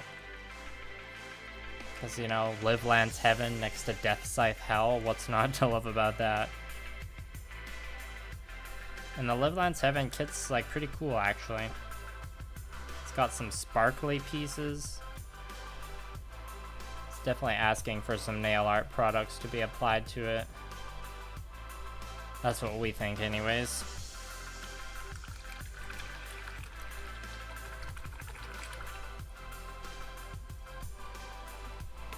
Yeah, I'm really torn about what color to put into, like, the cracks in between here, because they do kind of show. And I wish I had just sprayed it better with the shifter paint. I might just have to jab my brush with some shifter paint in there, just so there's a bit showing through. To kind of go with the other areas where the shifter paint shows up. Are there any more areas we want to do silver? I'm also unsure whether, like, on the, what's this core called? In the Iron-Blooded Orphans series, I can't remember.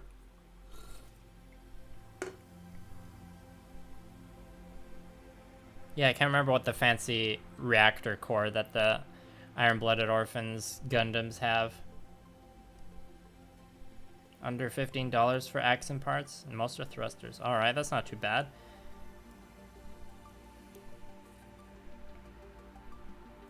I could paint the, like, kind of inner part of that silver or blue and get away with it. First, let's decide if there's any other areas I want to paint silver.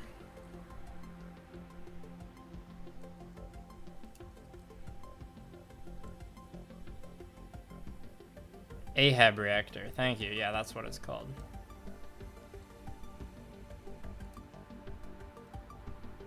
Well, while I'm thinking about that, let's just dip it back to this shifter paint for a bit. Can't believe I forgot it was called an Ahab reactor. How embarrassing. And Gundam Vidar has 2 Ahab reactors in the anime. Is this brush even much longer? No, not really. Alright, this could backfire, but I'm gonna do it. See, this is why I'm painting the metallic inner frame details before doing any acrylic paint. Or any of the, it's all acrylic paint, any of the non-metallics, I mean. Yeah, we just gotta just get it in there.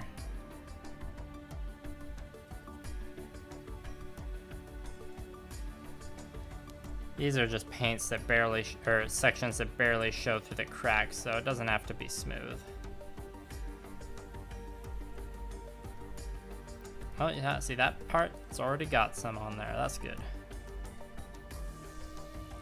The shifter paints especially are not easy to hand paint on, I'll tell you that.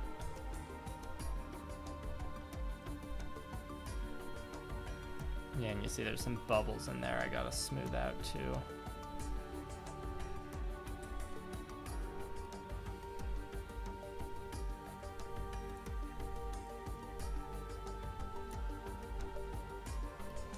There's a reason it's called Model Mayhem style.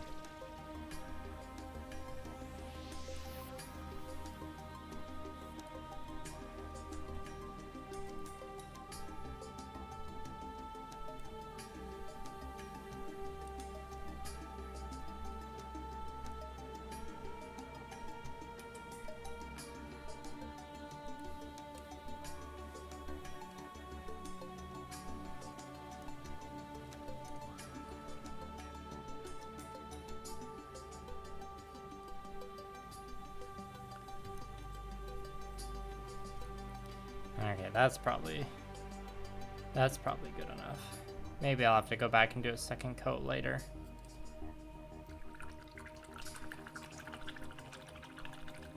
Now let's figure out if there's anywhere else we need to put the silver.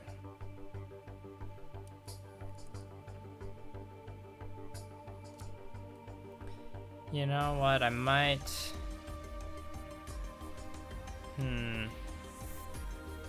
I either need to do the inside of these shoulder pads with black or silver. Maybe just like a little bit of silver on that chunk, although it's gonna be pretty hard to reach. It shouldn't be too bad.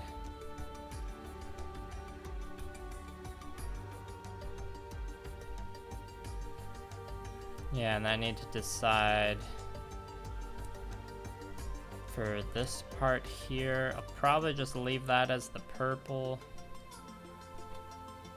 Yeah, I still want the purple to be like the main metallic color, so I think I'll probably just leave the Ahab reactors as the purple bit.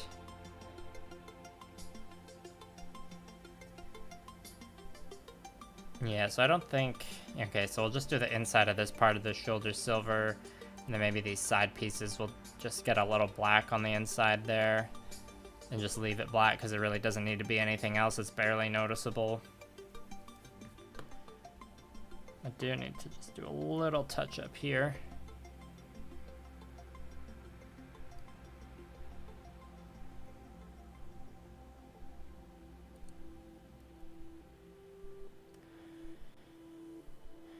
Could probably get a bit of black in there as well. Or that part, I don't even know if it's worth it. Okay, well, let's finish off the silver, then we'll go to the metallic blue.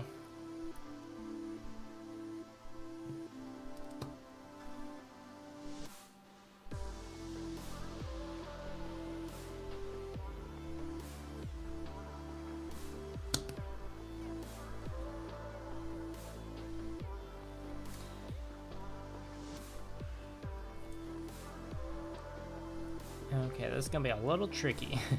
I'm gonna do it though. It's gonna be very hard to show on camera.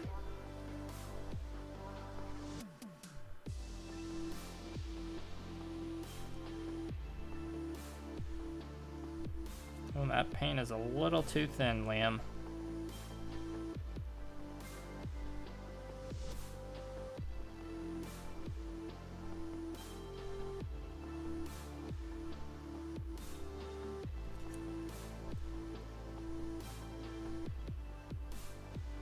Yeah, that's definitely gonna need a second coat.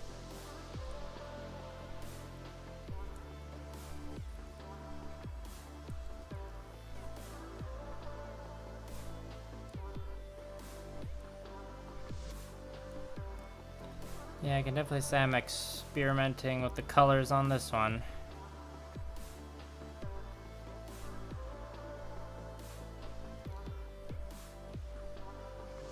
I definitely want to keep experimenting by with putting shifter paints on the inner frames on other kits after this. I'm enjoying it. Now we got a couple tubes we can get in there.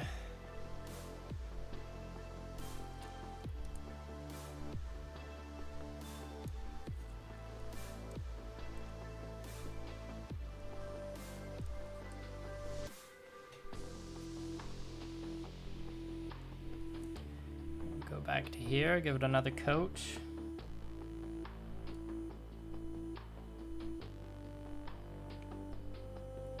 Probably need to let that dry a bit more. Alright, let's go to blue for a bit. We'll come back to this silver to just touch everything up right before the wash.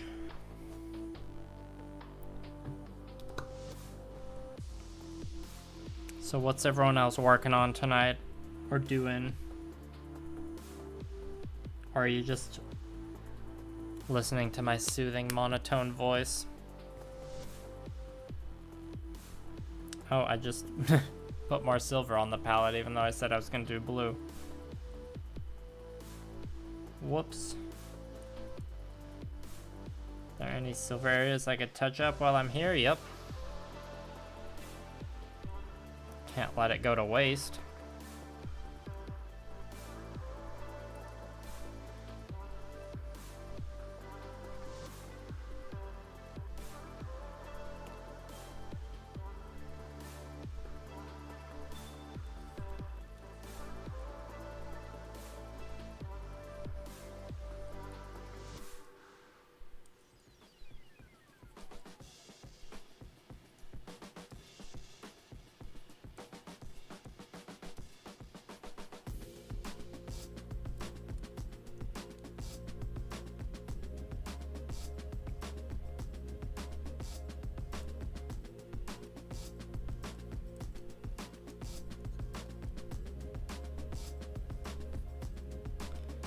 suppose I could do some more under here.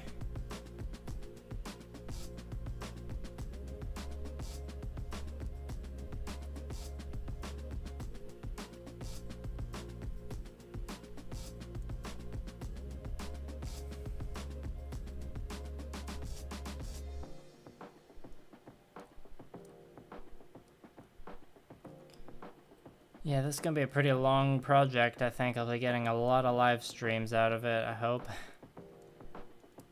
I don't know if I'll do every single live stream in a row as this one, though. I might switch between a few projects for the live streams. You know, just so I don't get burnt out. Always gotta be worried about that. Both in terms of making content and painting models. Even before I was making YouTube videos, it's easy to get burnt out on painting the same thing over and over again.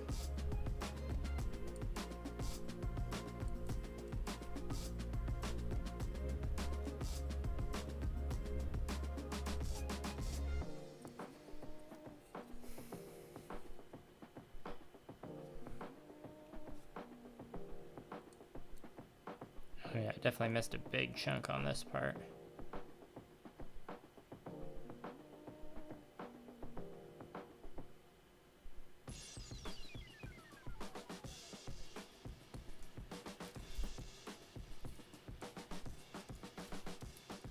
Okay, now I'll actually put the blue on the palette.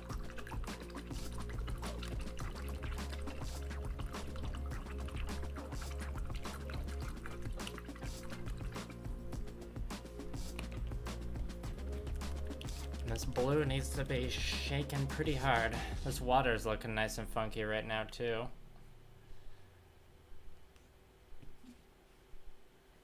Like a metallic galaxy swirling around.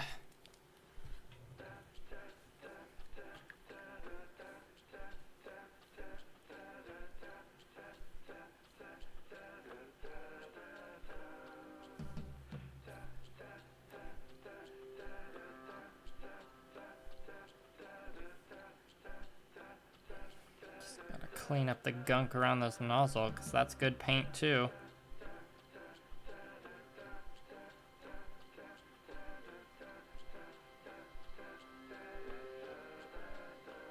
This brush is getting quite dirty tonight.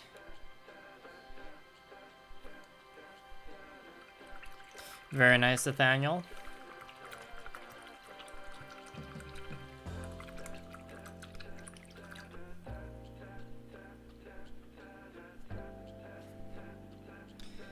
Oh, I got a bit of paint on my hands.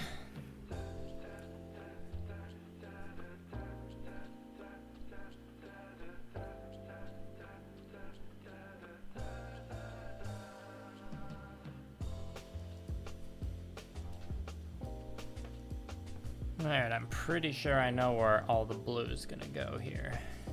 Pretty sure.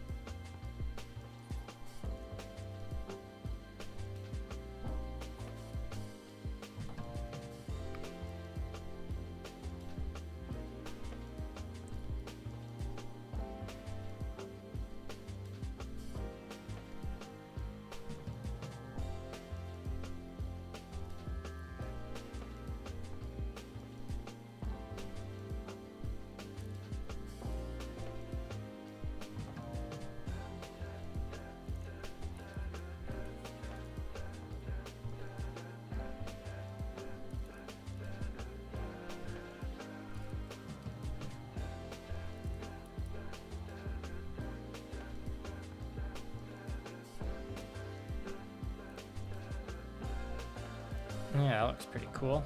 Sorry, I don't know how much of that was out of focus for y'all. I could probably paint some blue stripes on here too, or would that be too much? I'll probably just leave it. I don't want to get too carried away with the metallics on this, because then it'll just distract from the colors that'll go on the armor panels, which I want to be the main focus.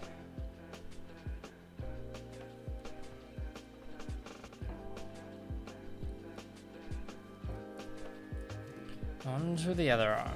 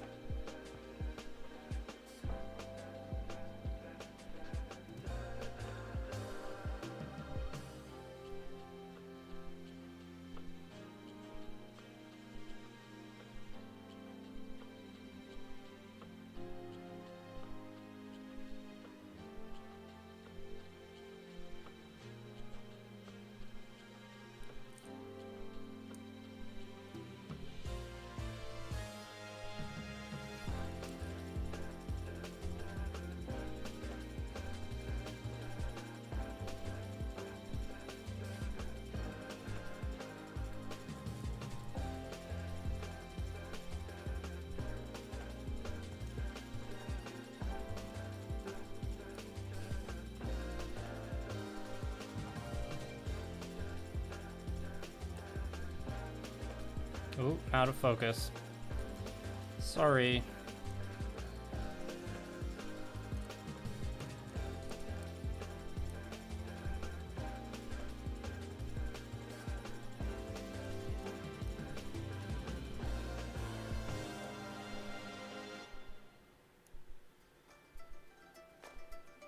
Oh dear, I made a mistake. Can I fix it?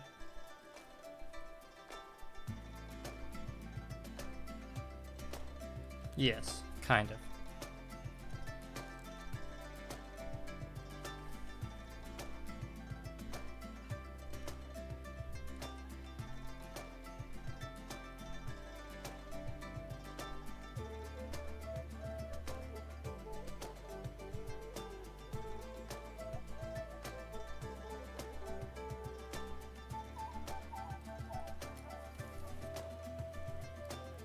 Okay, yeah, I'm glad I jammed some shifter paint into the crack there. It looks a lot better now.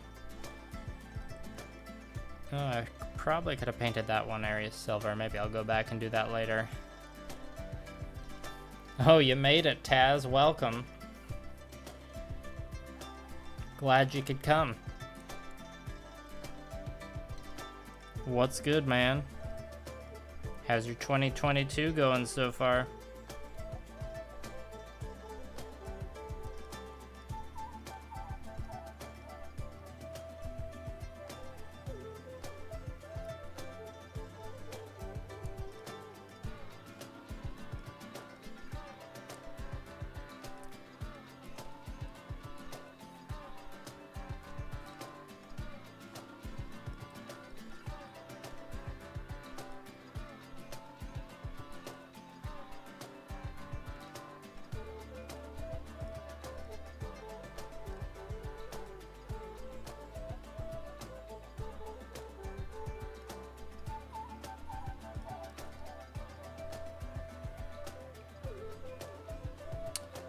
Oh, made a few mistakes there. We're definitely going back to the silver later, so it's fine.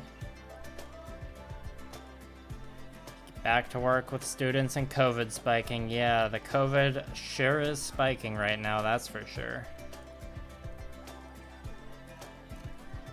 My mom's a teacher. She has to go back to teaching next week. And it's rough for teachers and healthcare workers right now,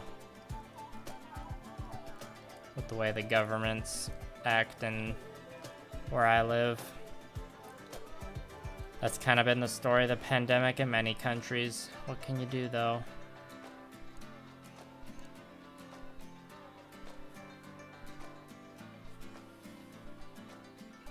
Vote, that's what you can do, I guess. And just hope the status quo changes. Right? That Zeta bust is so good. There's one busty boy.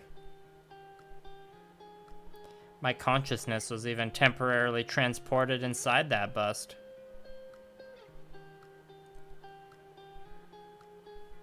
The Vidar is coming along nicely. I got the chat to vote on a poll on what the third metallic color was gonna be, and they ended up picking this blue. I was worried it was gonna look too colorful with it on, but I'm quite happy with how it's looking, actually. You could hear the whispers, yes. I know this resin supports from that 3D printer though, Jetto, they're not quite sprinkles though. They're more like forbidden spaghetti or something. I don't know. What do you think? Forbidden noodles? I haven't really seen what the scraps from 3D resin printing look like in person.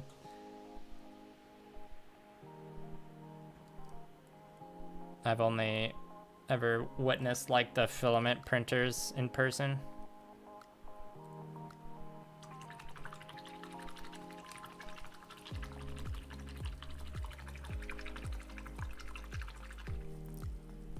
Yeah, I wonder how I would have done with the line read that you gave Kelga.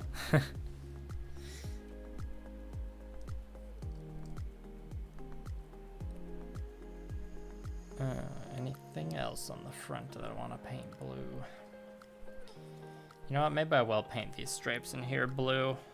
I think I will. I changed my mind.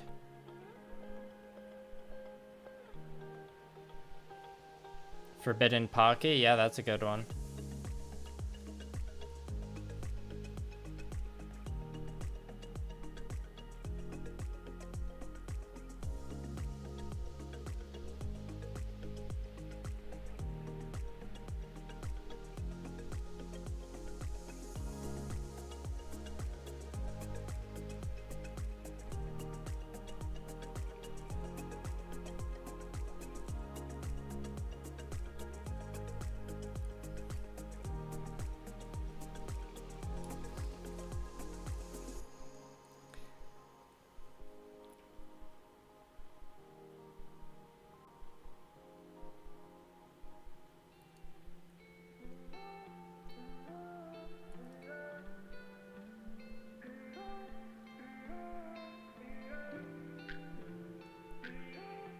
Ooh, got a little messy on that side.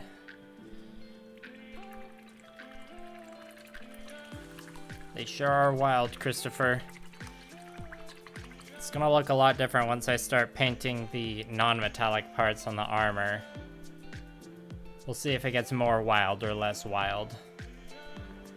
We'll find out when we get there. Do I need to paint anything else this blue?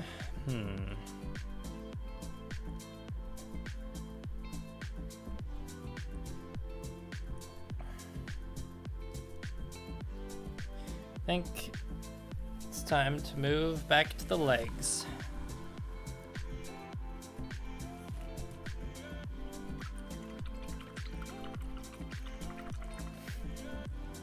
Oh, was it?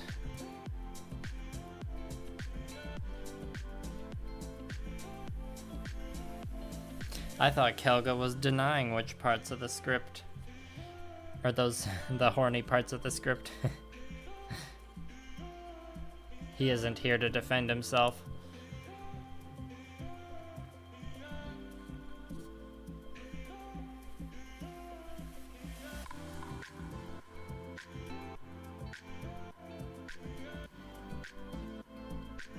Okay, let me think here.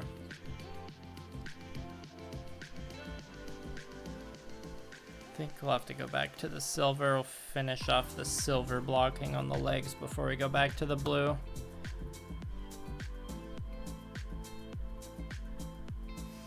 Yeah, Christopher, sometimes I paint Gundam kits like that still.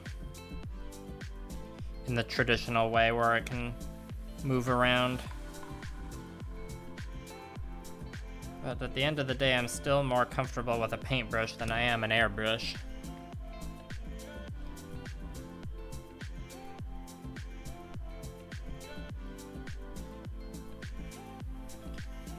I just have to make sure I keep practicing with the airbrush anyways.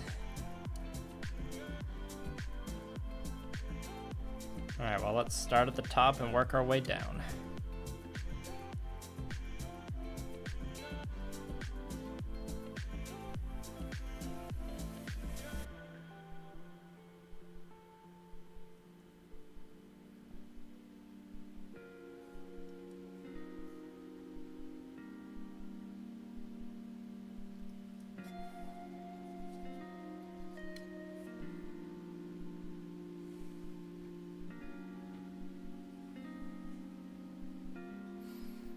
Witcher Season 2. I'm about to watch it. I just finished Witcher Season of the Wolf today, that like animated prequel movie. I thought it was pretty good. Gave me some Castlevania vibes. It wasn't as good as Castlevania, but I still enjoyed it. And yeah, I'm looking forward to getting back to see thick Henry Cavill as thick Geralt. Or Gerald. Gerald. The Witcher.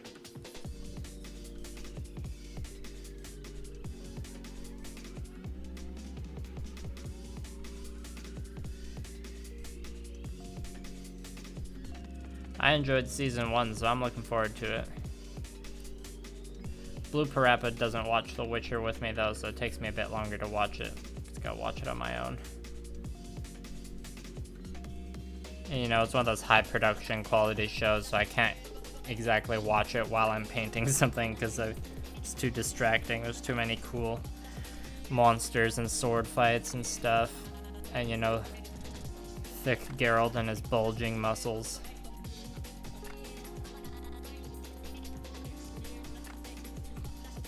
I wasn't a fan of the first episode of season 1, but then it really grew on me after that.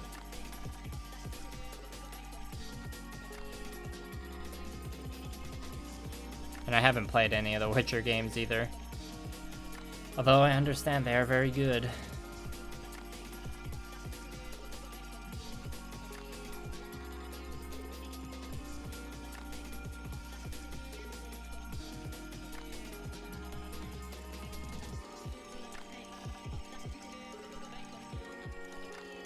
You're the opposite of me, Taz? Are you referring to the airbrush paintbrush?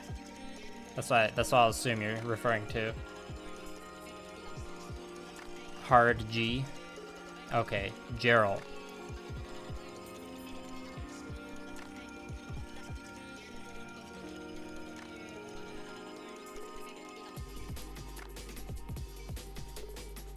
Has anyone watched Arcane? That show was amazing. I was blown away. And I don't care about League of Legends at all.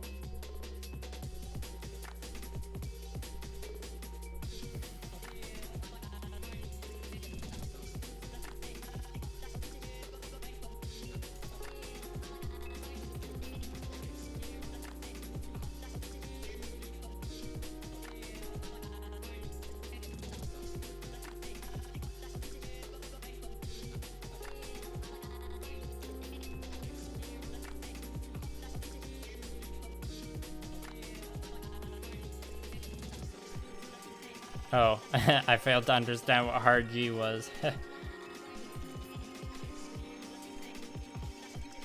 English, am I right? I mean, Japanese is pretty hard too, but at least, like, it stays phonetical or whatever. Ga is always gonna be ga.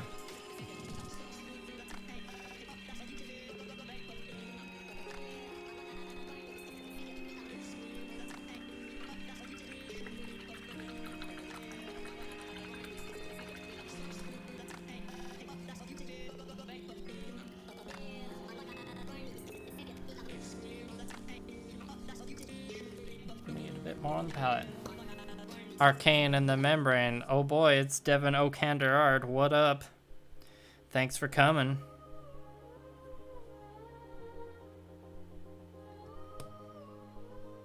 Devin was actually the voice of Kyle the Monster Energy the Marine once. Or the Monster Energy Marine, not Monster Energy the Marine. Huh.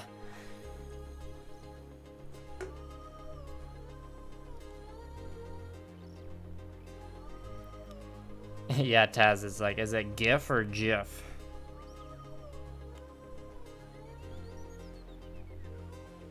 It's GIF, by the way.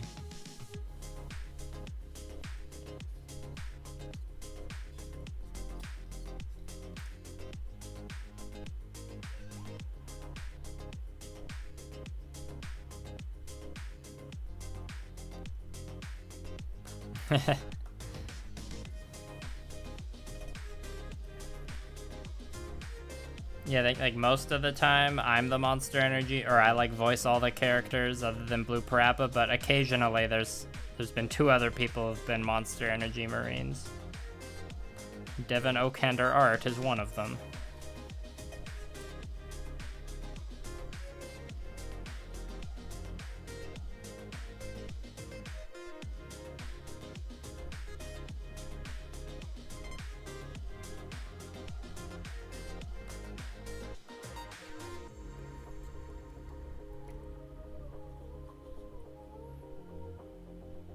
Oh, I didn't know the original creator said GIF. The acronym is like graphical interlaced format or something. So, you know, if it's graphical, then I would say GIF.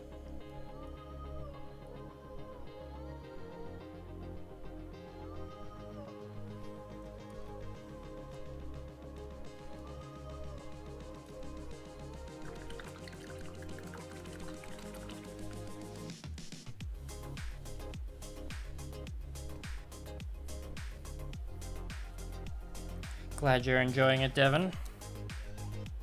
This is the messy paint the metallic underframe stage to get it done before I move on to the fancy edge highlighting glazing stage, but I've been doing like 2 hours and 20 minutes of stream so far apparently, so don't think I'll be getting to any edge highlighting or glazing tonight. That will be a long stream.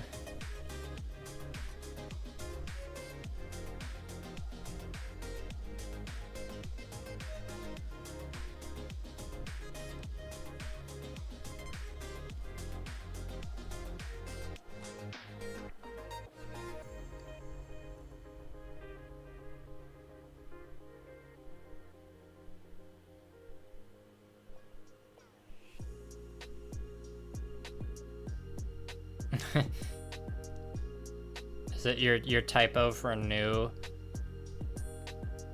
translated as the emoji? That's interesting. You're hand painting your new, or are you like dry brushing the inner frame or something?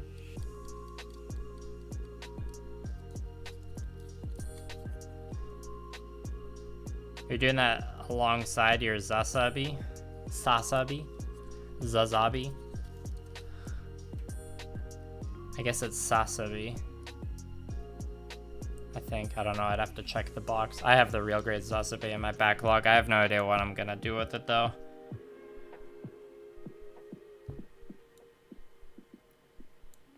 I just got it for a good deal because it came with a set of water slides. So I was like, yeah, that's a nice thick curvy mobile suit. I'll pick that up for a reasonable price.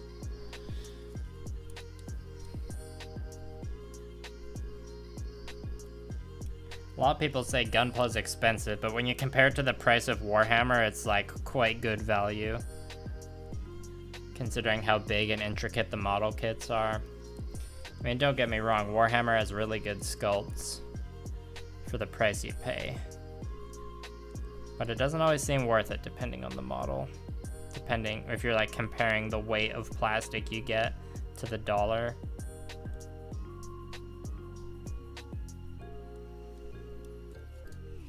Maybe it seems different if you come to Warhammer from Gunpla instead of coming to Gunpla from Warhammer like I did.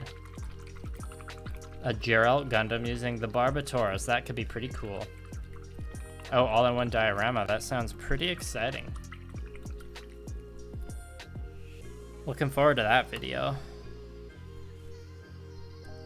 Or just seeing it if you're not doing it as a video.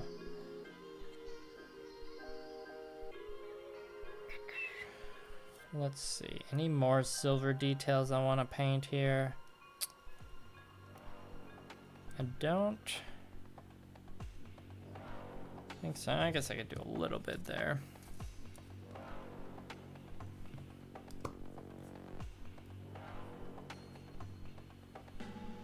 Oh, it's the new Sasabi and Hainu. Cool.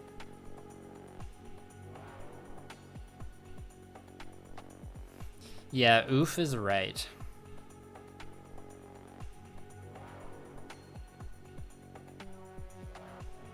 I mean, Games Workshop especially like jacks up the prices pretty high just because they kind of have. I mean, it's not as bad now, but like definitely for the first bit of the 2000s and the 2010s, they have what you could almost call a monopoly in the miniature world. They have like the best miniature manufacturing technology or sculpting ability. And yeah, in some models, like you see how crazy the sculpt is and how much, you know, like cool floating stuff there is. And it seems worth the price, but then sometimes it's like, man, this is just a repackaged set, like unit of models from the 90s, except it costs more now and there's less models in the box. What up with that?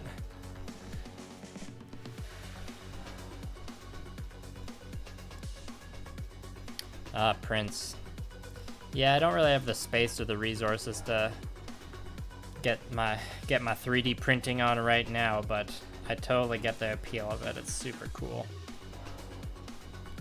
I just leave that to the masters like Jetto.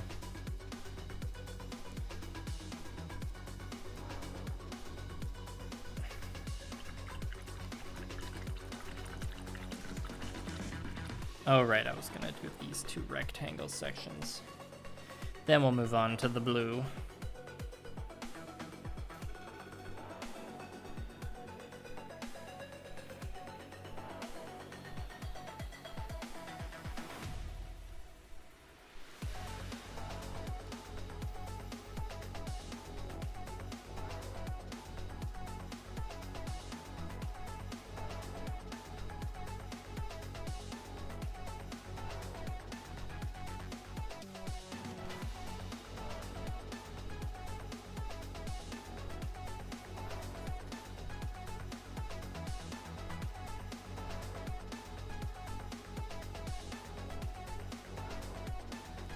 Heath from Hobby Time in the Murder Basement referred to Arcane as a show that's like the animation almost like looks like miniature painting, which I thought was pretty cool. Like if you would pause a frame of Arcane and just see how they did the shading and stuff, it like really reminded us of, or it reminded him of how you would go about painting the shadows and highlights on a mini. And I didn't think of that at first, but as soon as he said it, I was like, wow, you're totally right. And it just made me appreciate the animation even more.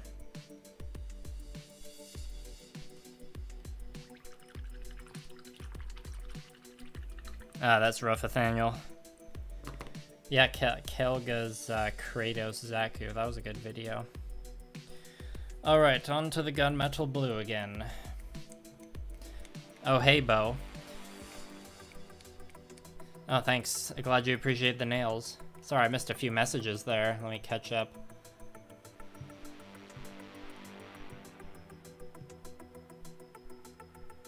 Do I think a customized Astray Red Frame Kai would be good for Gamma Wolves? I mean, anything would be good for Gamma Wolves. I've seen people use, like, children's toys painted up for Gamma Wolves. And, the rules for Gamma Wolves are like written loosely enough that you can kind of make most weapon loadouts work, so go for it. And yeah, both. Glad you appreciate the nails. I did it myself this time, so you can see I messed up a finger, because Blue Parappa did it last time. You know, practice makes perfect. Yeah, Plymotherapist, those Monster Hunter things were figures he bought. He didn't print them. And Bo, the purple is airbrushed. It is this old silver pale violet. I wanted to try and, well, I've wanted to put shifter paint on an inner frame of a Gundam for a while, And I chose this one because it's one of the ones from the set that I don't use that often because the shifting effect isn't as prominent. But you know, the ones that I do use more often, I don't want them to run out as fast, so I thought this project was a good use to try and make this one work. Yeah, it's a good hot take about Arcane, Devin. And RBT21, it is the 1/100 scale full mechanics Vidar Kitbash with some pieces from the Master Grade Barbatos. Yeah, Bo, hail Xeon.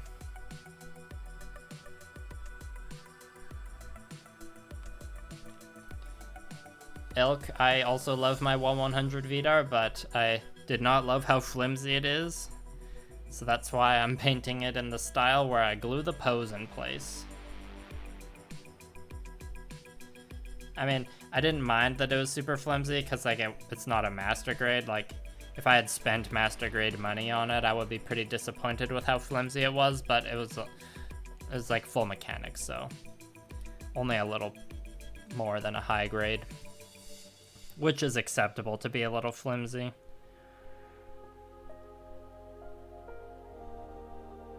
Interesting.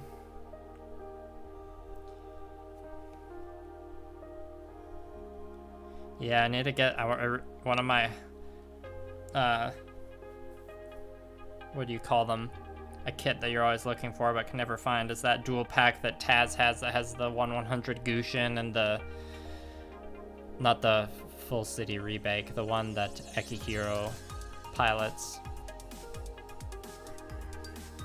Mostly I just want the set for the Gushin.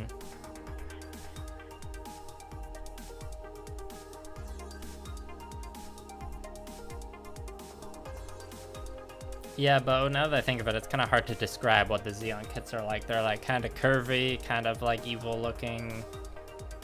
But yeah, it's like, I mean, that's kind of why Gundam has such staying power, right? It's got a unique look. I find far more with the Xeon kits than the Federation kits.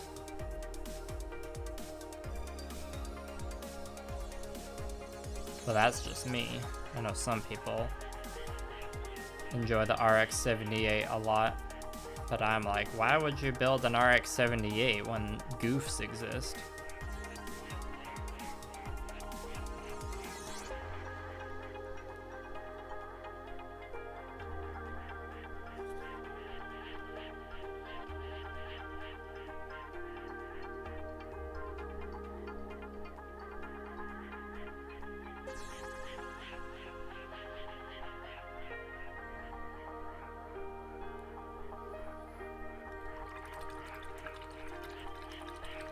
Yeah, Grail Kit, I guess that's what you would call it, Elk.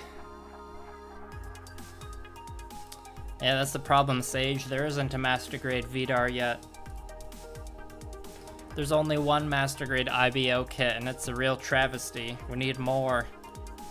I feel like I say that every stream, and I'll keep saying it until it happens.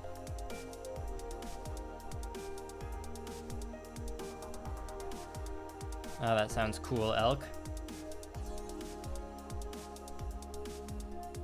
Efficiency in Xeon design. That's cool. I've never heard that before.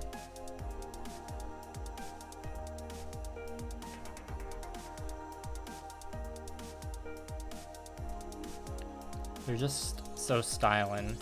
And then when you get into those Xeon aquatic suits, they just get super janky, but like in a lovable way. You know, you all probably know that me and Blue Prep are fans of the aquatic Xeon suits.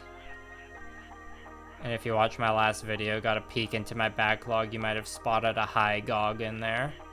Which is like a GOG, but with like big old noodly arms. It's great. Looking forward to building that once I come up with an idea for it.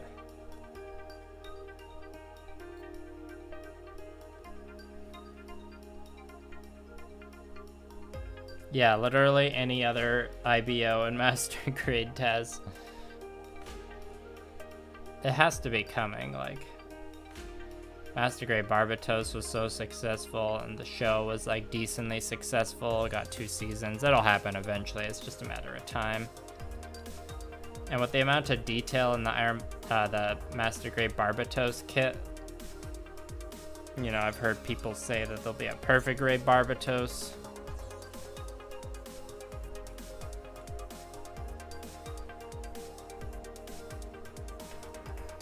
It'd be pretty cool if there was also like a perfect grade Unleashed Zaku. I would buy that. I haven't built a perfect grade yet. Perfect grade Unleashed RX-78-2 looked cool and everything, but I just don't get that excited for the RX-78 design. Not excited enough to spend $300 on that model kit, or probably more than $300 for me in Canada, I'm not sure.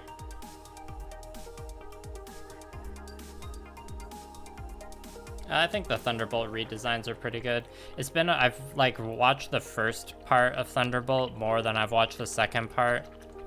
I don't like the Thunderbolt aquatic suits as much as I like just the OG aquatic suits. It'd be cool if I could get the Zoc, the like big turquoise cone boy.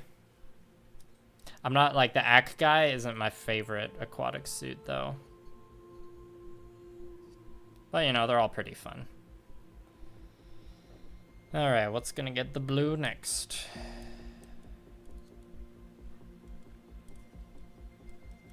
I guess I could get some in there.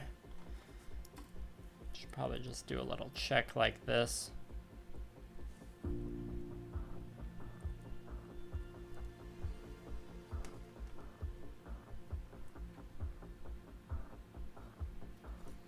Yeah, Sage, I'm not sure. I got it just because one of the local shops I'm a regular at, I knew they had it, so I messaged them and told them I wanted it. That was way back in like June, not too long after it came out.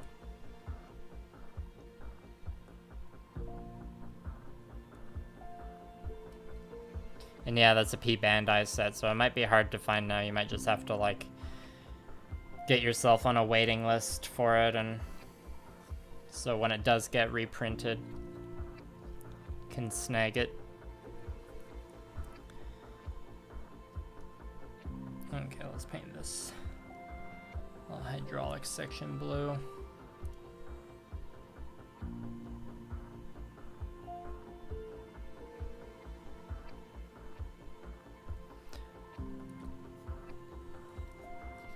Oh yeah, I believe it's Cyber Scorpion.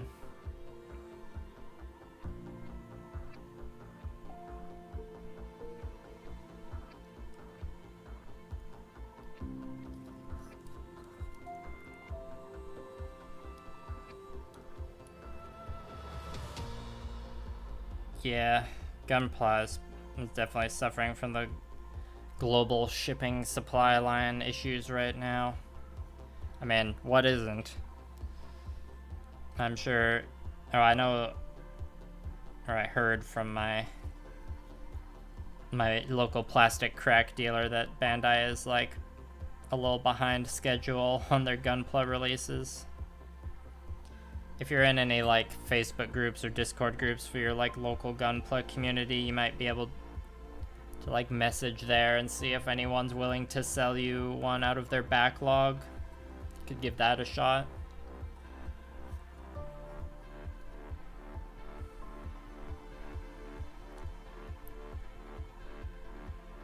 I do get why that set is P Bandai, but it is kind of, you know, annoying that it is P Bandai at the same time.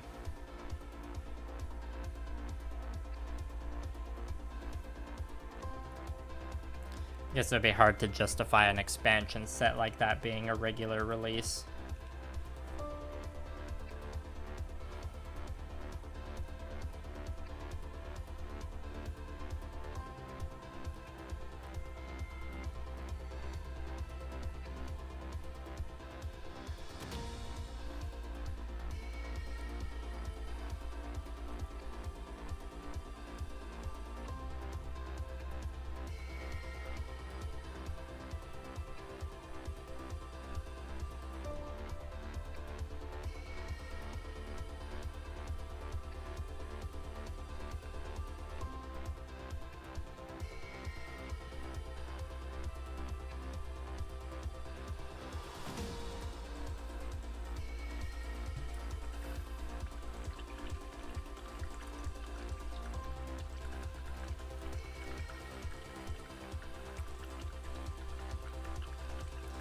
How does Gamma Wolves compare to other tabletop war games? Well, it's it's hard to compare because it's like a miniatures agnostic game. So it's kind of like designed, you know, to be like you buy the book and that's the only thing you really buy. In terms of playability fun, it's not too complex rules wise. Like if you never played like a tabletop war game or miniatures game before, it might like there'll be a bit of a hump you have to get over, but compared to like Warhammer, it's a bit smoother, or like a tighter rule set, more efficient. It's hard to compare it to Warhammer as well because it's a lot lower model count. And I don't know enough about the other tabletop games that are advertised as ones that you can use with Gunpla. But Gamma Wolves, I'd say it's fairly approachable and playable and pretty fun. I mean, I've had a ton of fun just building the crews and like making mechs for it without the even playing part. And it does have like campaign rules if you want to like get deeper into the rules and like add some RPG elements to it, and like have your pilot characters level up and gain experience and stuff and upgrade their mechs. But you can also play it as just like one-off games as well. But yeah, it's like at the end of the day, Gamma Wolves is only really one product you need, and that's the book. And the book is pretty reasonably priced, especially compared to some other games. So yeah.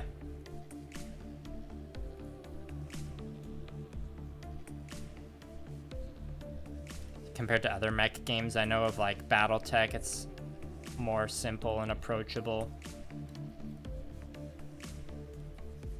Yeah, I haven't had much time to game lately, mostly because I've been just making videos. The YouTube grind is pretty rough, but also just because of that pandemic where I'm living and playing games in person has barely been possible, and especially not possible at all right now. So that's one of the post-pandemic things I'm looking forward to, is actually getting some good Gamma Wolves gaming in. Don't know when that's gonna happen, but hopefully when it does happen, I've got both crews done by then. Oh yeah, I have the PDF for Lancer Elk, but I haven't played it yet. Hi Brianna, thanks for coming. Yeah, Lancer looks cool. I haven't played it though. Is Lancer good, Elk? How would you compare it to other tabletop RPGs? Yeah, Warhammer is exhausting. Warhammer, great minis, pretty awful rule sets if I'm being honest. I haven't played much Age of Sigmar, and the rules are better than like Warhammer Fantasy, but like Games Workshop has always been a miniatures company before a games company. They only really care about selling minis. They don't really care about making good games, it seems like, most of the time. But you know, I've been into Warhammer for a long time, so maybe there's a bit of salt coming through there. Well, good, Bo. Even if you never play the game Gamma Wolves, I think you can still easily get your money's worth just from reading the book.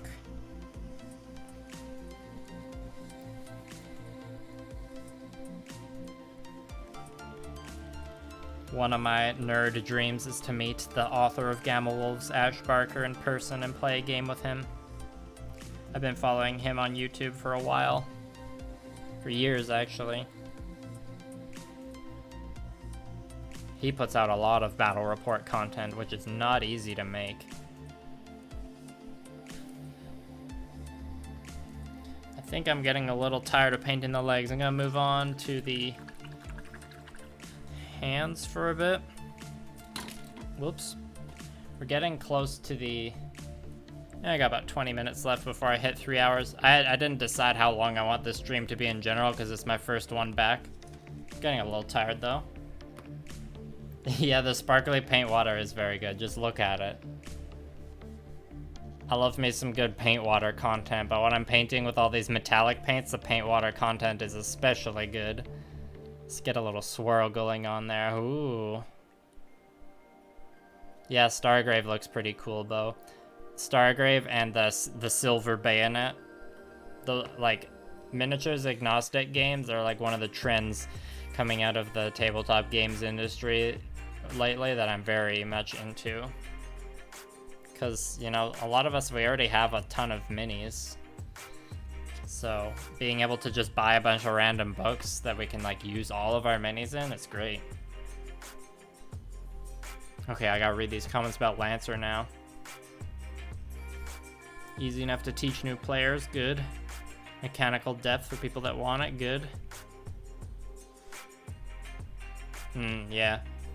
I mean, the thing with non-combat RPG elements is, like, a lot of that can just be, like, improv and riffing between players as long as everyone kind of has their player's personality developed. Yes, Plamotherapist is definitely the forbidden sauce. When I was painting my Barbatos, the red one, it was just like, looked like really red tomato juice or something. Clamato juice, maybe. Swirl, baby, swirl. And Lancer's easy to get people to engage with the story narratives despite that. Okay, thanks for the review, Elk.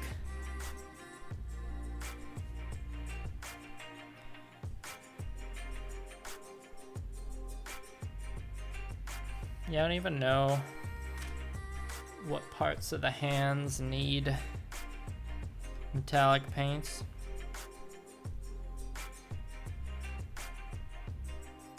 I guess I could pick out some of the tiny details in there with some silver. Be a bit of a pain to touch up though. I do want the purple to be the main metallic color, so I could just like leave this. Well, that was a good chance to experiment with that armor wash I pulled out. Let's do that. We'll round off the stream with a bit of washing content. Brought out this P3 armor wash that I've barely used because I wanted to use this project as a chance to use paints that I don't use that often. Because this is like a project that isn't attached to something like a Gamma Wolf's crew or an army list where it has to use paints that I've already used before.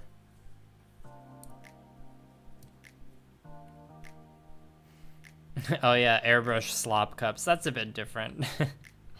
I was talking with Devin earlier today about airbrush slop cups and how mine is like disgusting. I don't clean it out very often.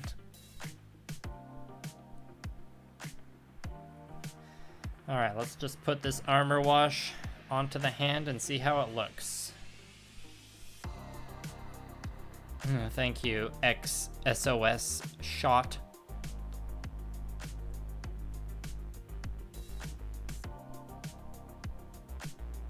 No, the purple, it is a shifter paint, but it's not Turbo Dork. It's this Vallejo one.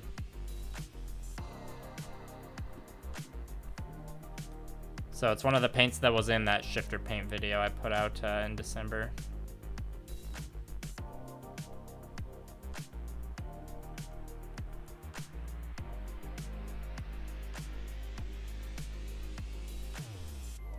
Yeah, I don't have much experience using this armor wash, so I don't know how it looks when it dries compared to like Citadel Null Oil. I don't want to use it too much though, so I gotta make sure it doesn't pool.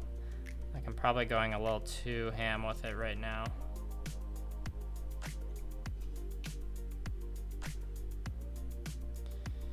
But if I do go too ham, that's okay. I can always fix it later. I've been doing lots of talking. I can feel my voice getting a little fatigued.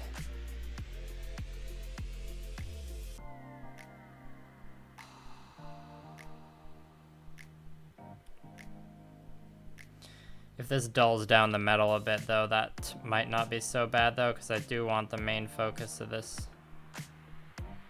to be the non-metallic colors that I'll be painting the armor plates and such.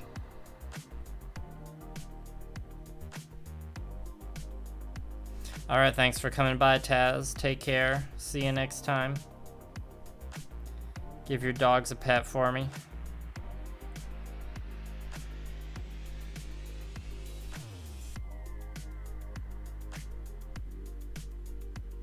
Okay, yeah, that armor wash is pretty subtle, on the purple at least.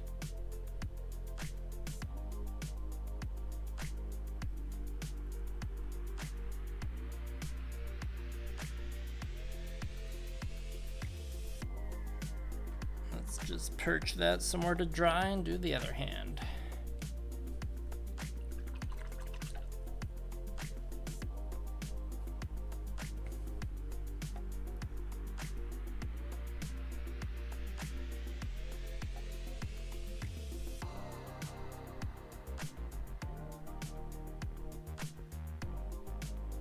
Yeah, good point, Elk. I'd say that the way the Master Grade Barbatos hands work isn't perfect, but it wasn't bad.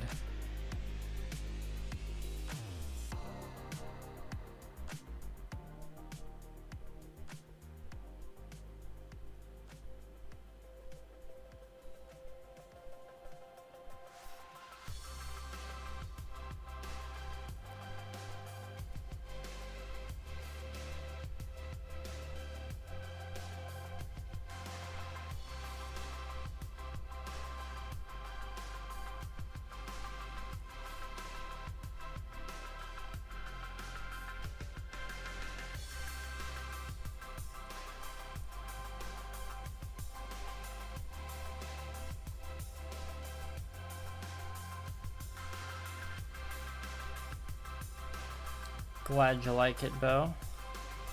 It's definitely a little different than the Citadel washes. It's not like, it seems like a bit more of a really dark gray than a black. I don't know, I'm more used to, I'm not like used to putting dark washes like this over a purple metallic, so this is definitely an experiment.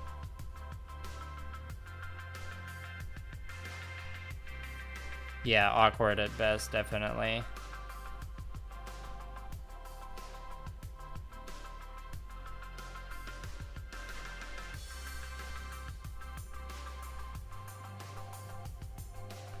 That's always a problem that's hard to get around with gunpla, is just being able to hold weapons in cool poses properly without them falling out.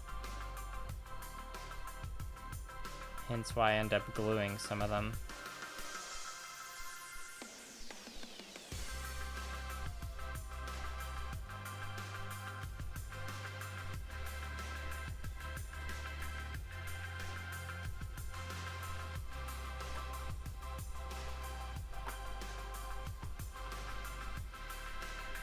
Well, while I'm here, let's see how this armor wash looks. And some of the actual silver details here.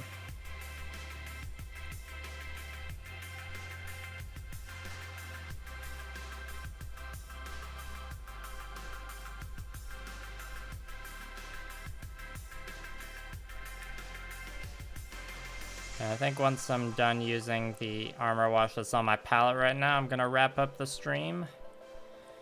But my current plan is to do another stream on Saturday. I was thinking of possibly doing one tomorrow as well, but probably not. So if a stream does happen tomorrow, it'll be like a surprise stream, I guess. But yeah, stay tuned for an announcement on when the Saturday stream will be.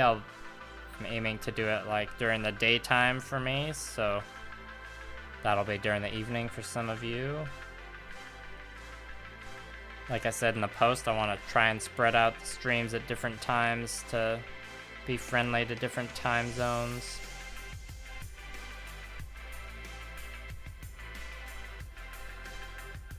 And yeah, this armor wash, I think we'll definitely have to go back and touch up colors after using the armor wash, just to get the clean look I'm looking for. But the armor wash is doing a satisfactory job so far. But yeah, my streams, I do announce them on Twitter and Instagram, and then like if you have the bell dinged on the YouTube channel, you'll get notified when I create the stream page. I uninstalled Twitter from my phone today though, so the next stream announcement might not get posted to Twitter, but yeah. Instagram and YouTube. definitely. And YouTube for sure, obviously, because I'll create the stream page and you'll be able to just see when it's scheduled. But I'll try to remember to to plan the next stream during the day tomorrow. Or not do the stream tomorrow, but plan the stream tomorrow to happen on Saturday. I'm not ready to commit to like a proper streaming schedule yet though. I'll just stream when I can. You know me, I don't like to commit to schedules. I just emerge and give you content when I can. That's how I roll.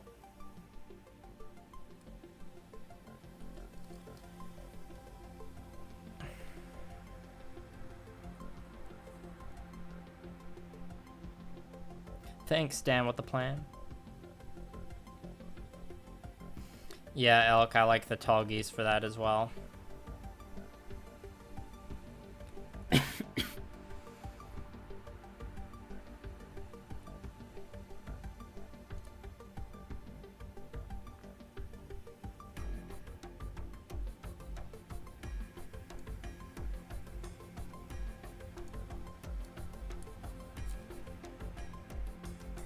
Yeah, you can see this armor wash is making the metal a little gunkier than I want it to be, but I'll just do another pass over the metal when the wash is dry. And that should get me to where I want to go.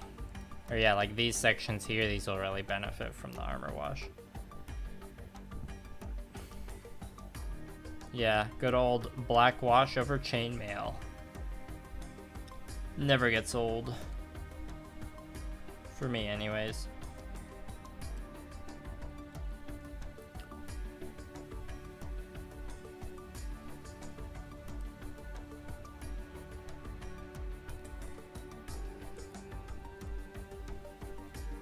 Okay.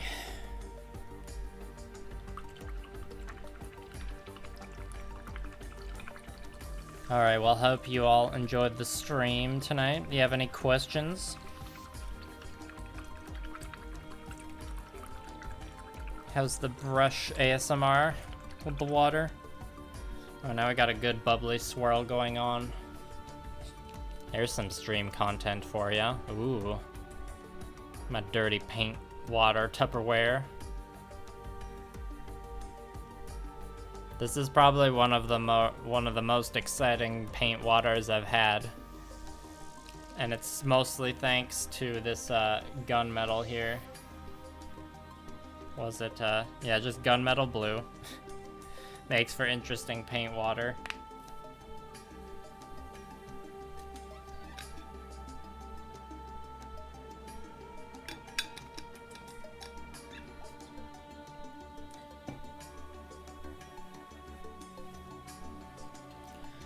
Alright, so yeah, like I said earlier, next stream should probably be Saturday. Just, I'll confirm that tomorrow with some social media posts, hopefully. And yeah, thanks for coming, everybody. I'll just wait for the stream delay to catch up for any last messages here. And just tidy up. And I can put the paints I didn't use away.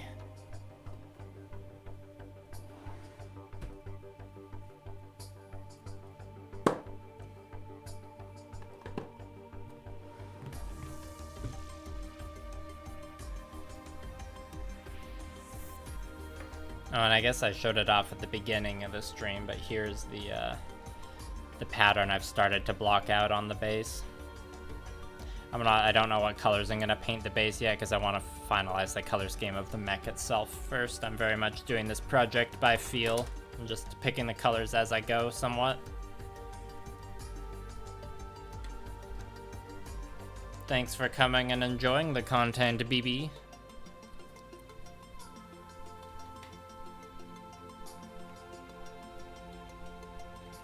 I didn't quite hit 3 hours, but it's close enough for me.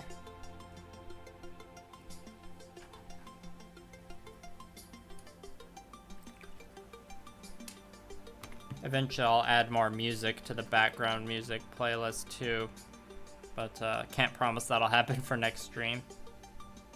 Sometimes I get surprise copyright claims even though I have the rights to use all the music I use. I got a false claim once since I switched over to this new music service, but I won that claim. But it's still annoying when it happens.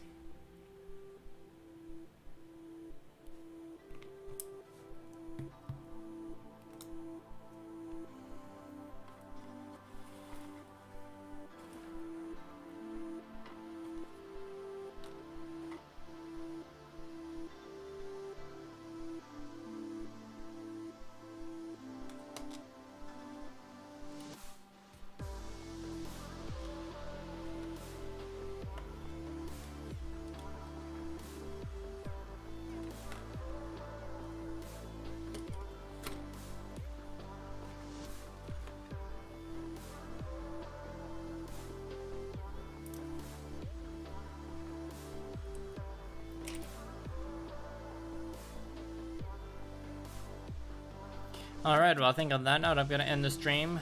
Thanks for watching everybody, I appreciate it. It was a good turnout for my first stream back, and yeah, like I said before, stay tuned to my social media for when the next stream's gonna be. It was a pleasure painting. Until next time.